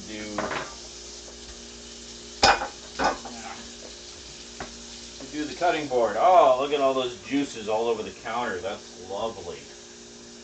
Lovely. Use scalding hot water to clean the pan. The cutting board. The cutting pan.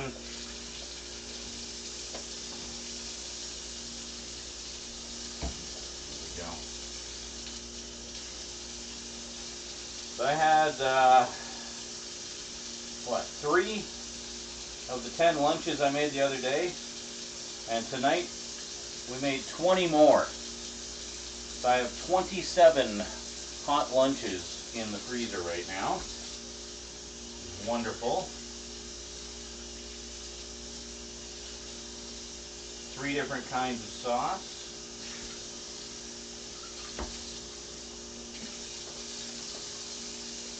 I'm going to kind of mix and match them over the next few weeks, and that's great. I figure if I only had those for lunches, I would go through 5 of those a week. So 30 lunches would be 6 weeks. That's like a month and a half. A month and a half's worth of lunches done in 2 cooking sessions. Meal prep, folks. Meal prep. Saves you so much time.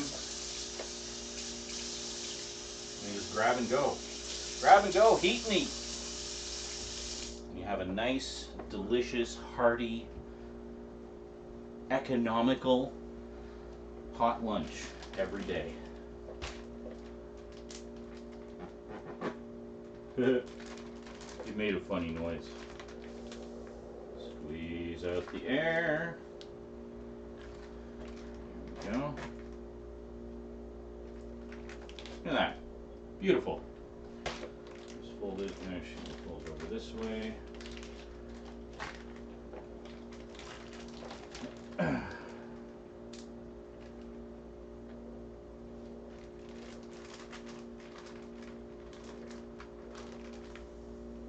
Just leave one little bit open to squeeze out the air.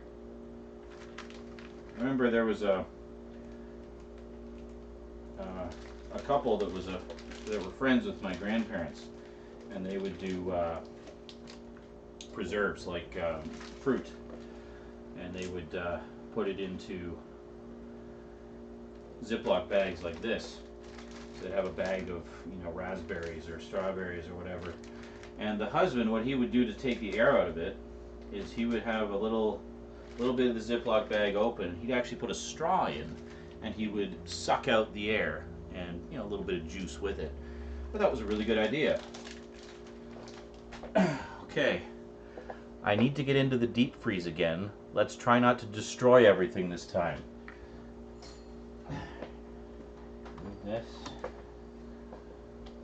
Move this over here. Sorry for the motion sickness there.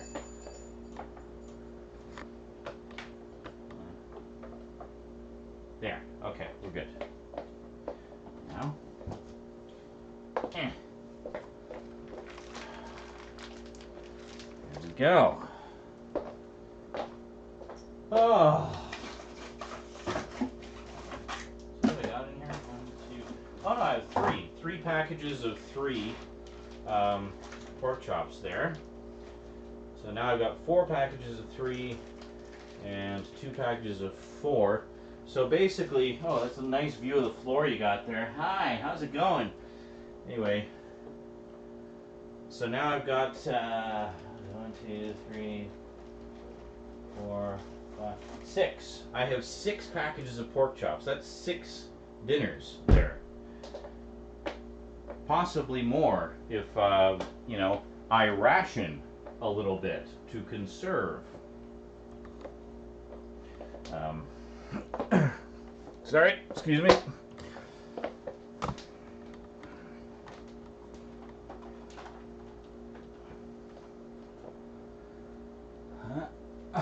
Okay, now, finally, dinner. Oh my God, it's taken forever to get to this point. Plate. This is my favorite plate because it's, you know, nice and heavy and sturdy, but also because it's slightly bowl-like around the edges, so it holds all the food on the plate really nicely. Okay, so let's get this just out of the way. Have to wait for the drippings to congeal. All right. That's the fork. Remember, I said I was going to use that. Well, you're going to see me use it now. Hi, how's it going? Let's angle you up a little bit. Move you over here. There. Okay, here we go. Yeah, probably want a bit of a better angle. Let me turn the light on in the stove so you can see. And here we go. I turned the light off. Let's turn it back on. There we go. Oh, yeah. Check it out. There you go. You can see a little bit of moisture got through the top, but nowhere near as much if I hadn't used that salt. Okay. Good. So now what we do is just pick a few. I usually like to have 3 and then save 3 for a lunch. Well, there's a lot of greasy drippings on these. Oh, that's good though. Look at that though. So good. And if you look, I don't know how well you can see it. If you look at the bottom, it's all nice and crispy on the bottom. Not burned. It's mainly because of the garlic powder. It browns like that. But very, very nummy. I don't have a clean spoon. Oh no, I do have clean spoons. They're all in the dishwasher. Hold on. There we go. Just wanted a spoon to serve up the rice. Stir there. So this, I guess, is white cheddar and broccoli. So we just scoop a pile of that on there. There we go. Mmm. Yummy.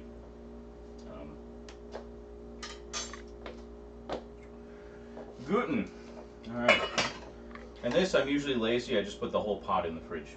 Or, yeah, in the fridge. And there we go. I'll take a look here.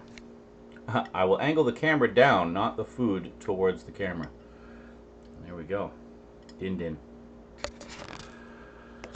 Okay.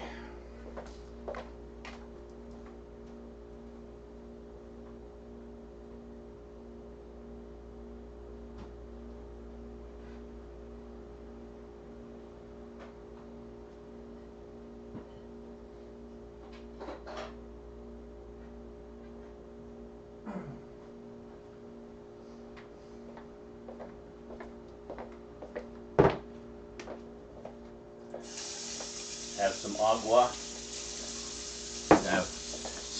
Have some agua. In my Game of Thrones house Stark. I have 4 of the houses. What do I got? I've got Lannister, Targaryen, Baratheon, and Stark. Yeah. Okay, well, let me see if I can move the camera over to the computer and we can have a little chit chat while I eat.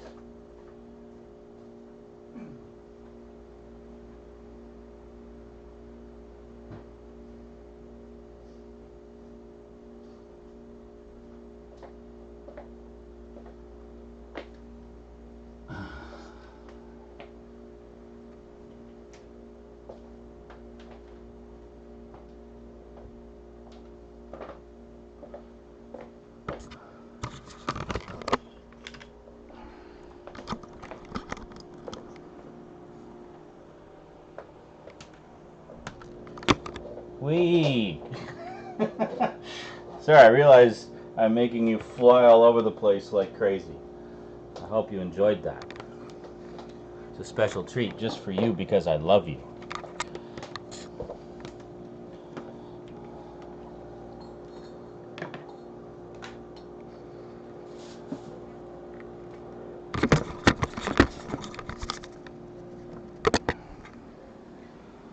Here we go.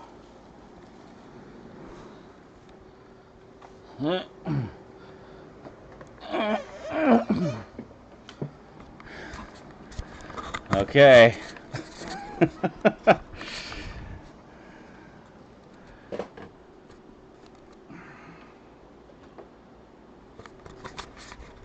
Hold on.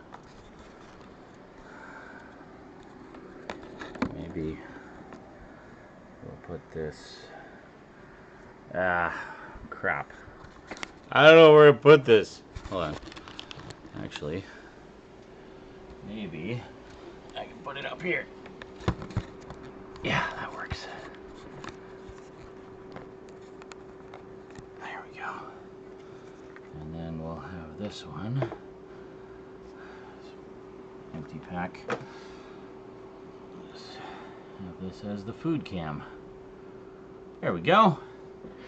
Awesome. Now it's the crotch cam. Oh. All right. Angle that up a bit. Don't see my messy floor quite so much.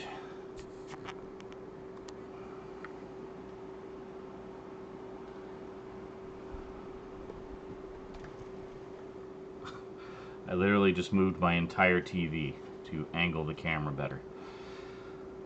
Okay, let me just get the chat up here and I can actually see it without having to hold my phone in front of my face while I eat.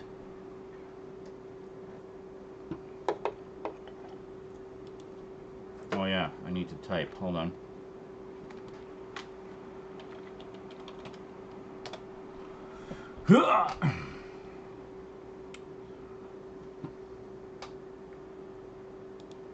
There we go.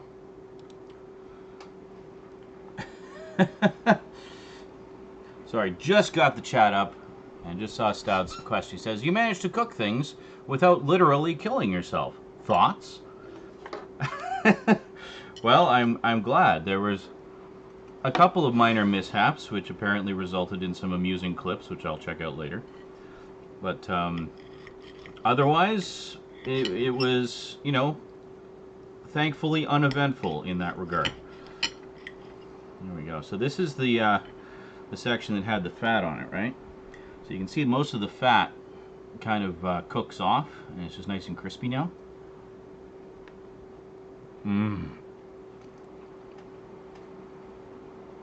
Okay, that turned out pretty much perfect. Nice and juicy.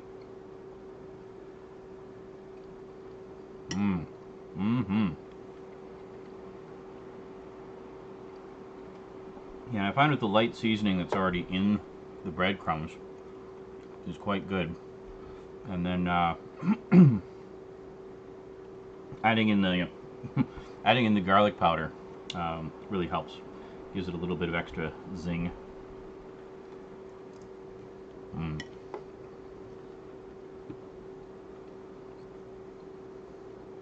Oh, yeah, Two Man says, funny, I've never really done rice with pork chops. Usually do potatoes of some kind. Yeah, sometimes I do. I'll get like, you know, sometimes I'll get one of the Idaho mixes, just one of the instant mashed potato mixes. And those are good too. But no, actually, I often have rice as a side with pork chops.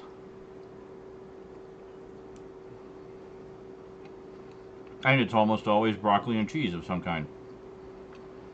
The Uncle Ben's variety is more orange.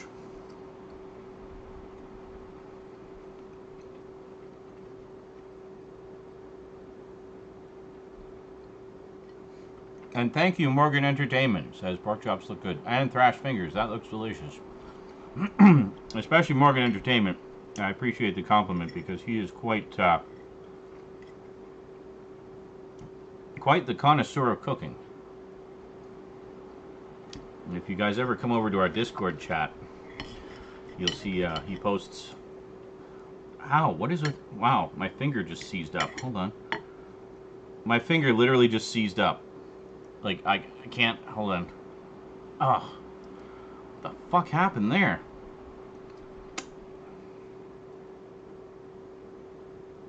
To get the Bela Lugosi thing going. Wow, I could feel like something snapping in there. It's weird. I don't know. Stop it! My finger is rebelling. I don't know why.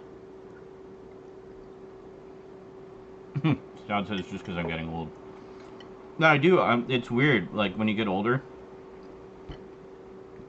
like, I'll get a random Charlie horse for no reason. Or one of my toes will cramp up. It's just so random. Well, anytime I put any pressure on it, it just, like, locks up again. That's really weird.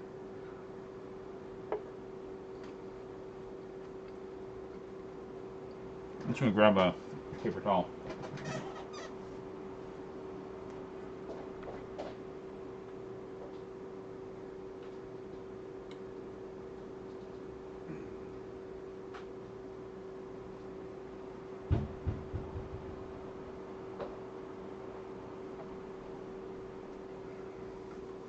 It's like, damn it, old joints, just let me enjoy my food. I worked hard to get to this point this evening.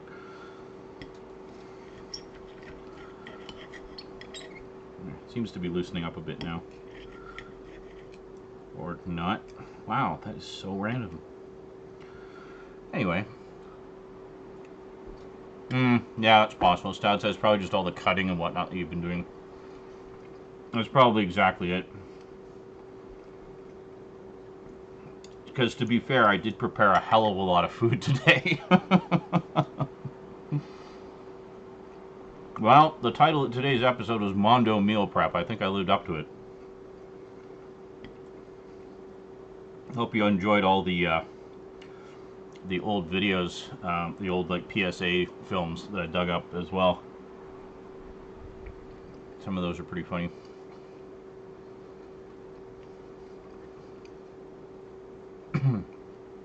Oh, Najim Matoka was asking if I have custard to go with my fish fingers.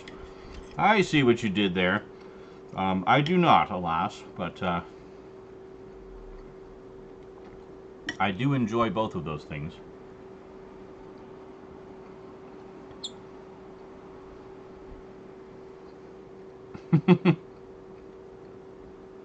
Yeah, Two Man says it's like my server at my college dorm. It gets tired and needs a rest. Yeah, that was their excuse for his crappy internet in his dorm. Oh, well, the server gets tired. It's a computer. Computers don't get tired. Don't give me that bullshit. Overloaded, maybe? Sure. Down for maintenance? Yeah. Don't say it's tired. It's not an infant.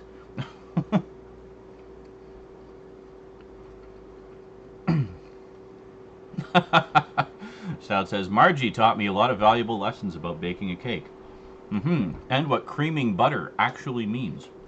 It does not mean go and get a gallon of cream and pour it into the butter, and then throw it into a pan and into the oven and instant chocolate cake.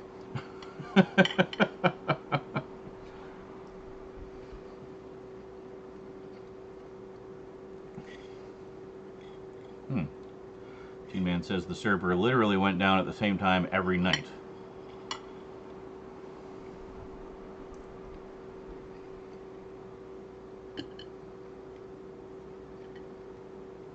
Well, it was probably going down for maintenance then. Like, why didn't they just come clean and say it goes down for maintenance at that time every night? Or runs updates or something. Collates the data of the day.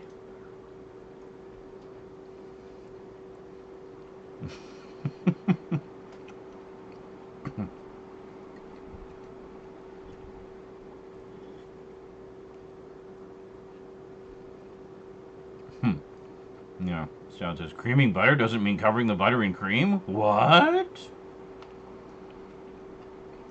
Oh. Okay. Kind of says it was only down for like 3 to 5 minutes. I didn't realize. I thought when it went down, it was like down for the night. Like it had just died.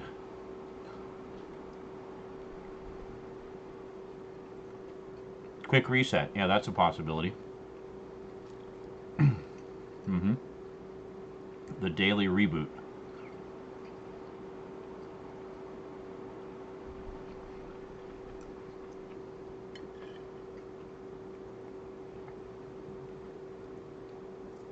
JL asks, what do you have for breakfast, waffles, pancakes? Well, what do I have for breakfast? Usually just coffee, honestly. Coffee and some multivitamins, and that's basically it. I love breakfast food. I do have bacon and eggs in the home, but seldom have the time or energy to cook food when I get up in the morning. Hence why I do, excuse me, all the meal prep is because I don't want to be making breakfast. I don't want to be making lunch. I just grab and go.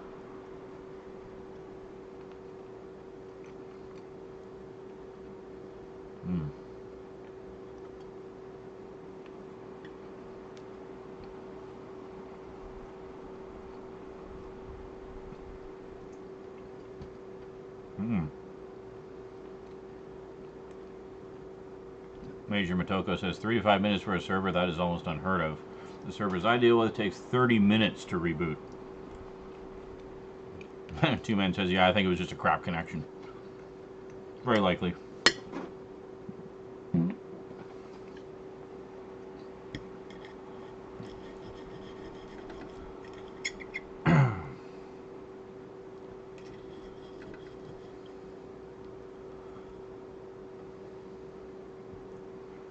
By the way, I noticed they don't seem to have a mukbang section anymore. Did that craze disappear?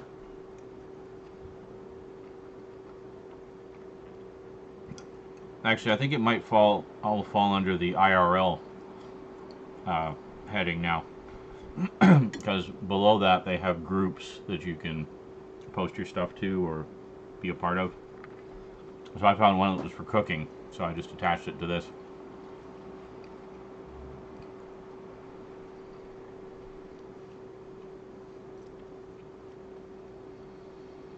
I'm actually getting full. I may just put this third one away. And I'll have more for tomorrow.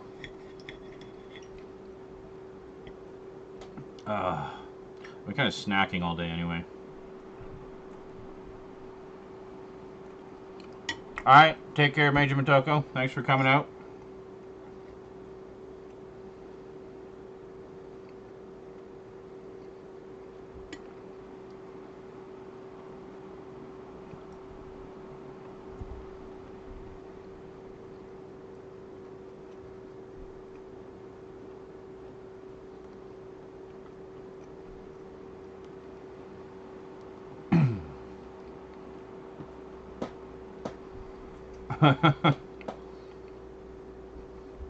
Yeah, Jail says, I hate that. You spend all that time making something and then you get full and you can't finish it. That's okay. It just means more leftovers.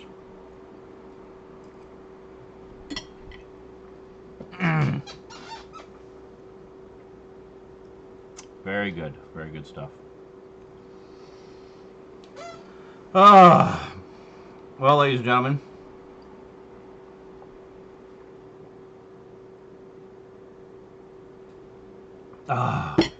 as we approach the 3-hour, 45-minute mark, I think it's time to call it a night.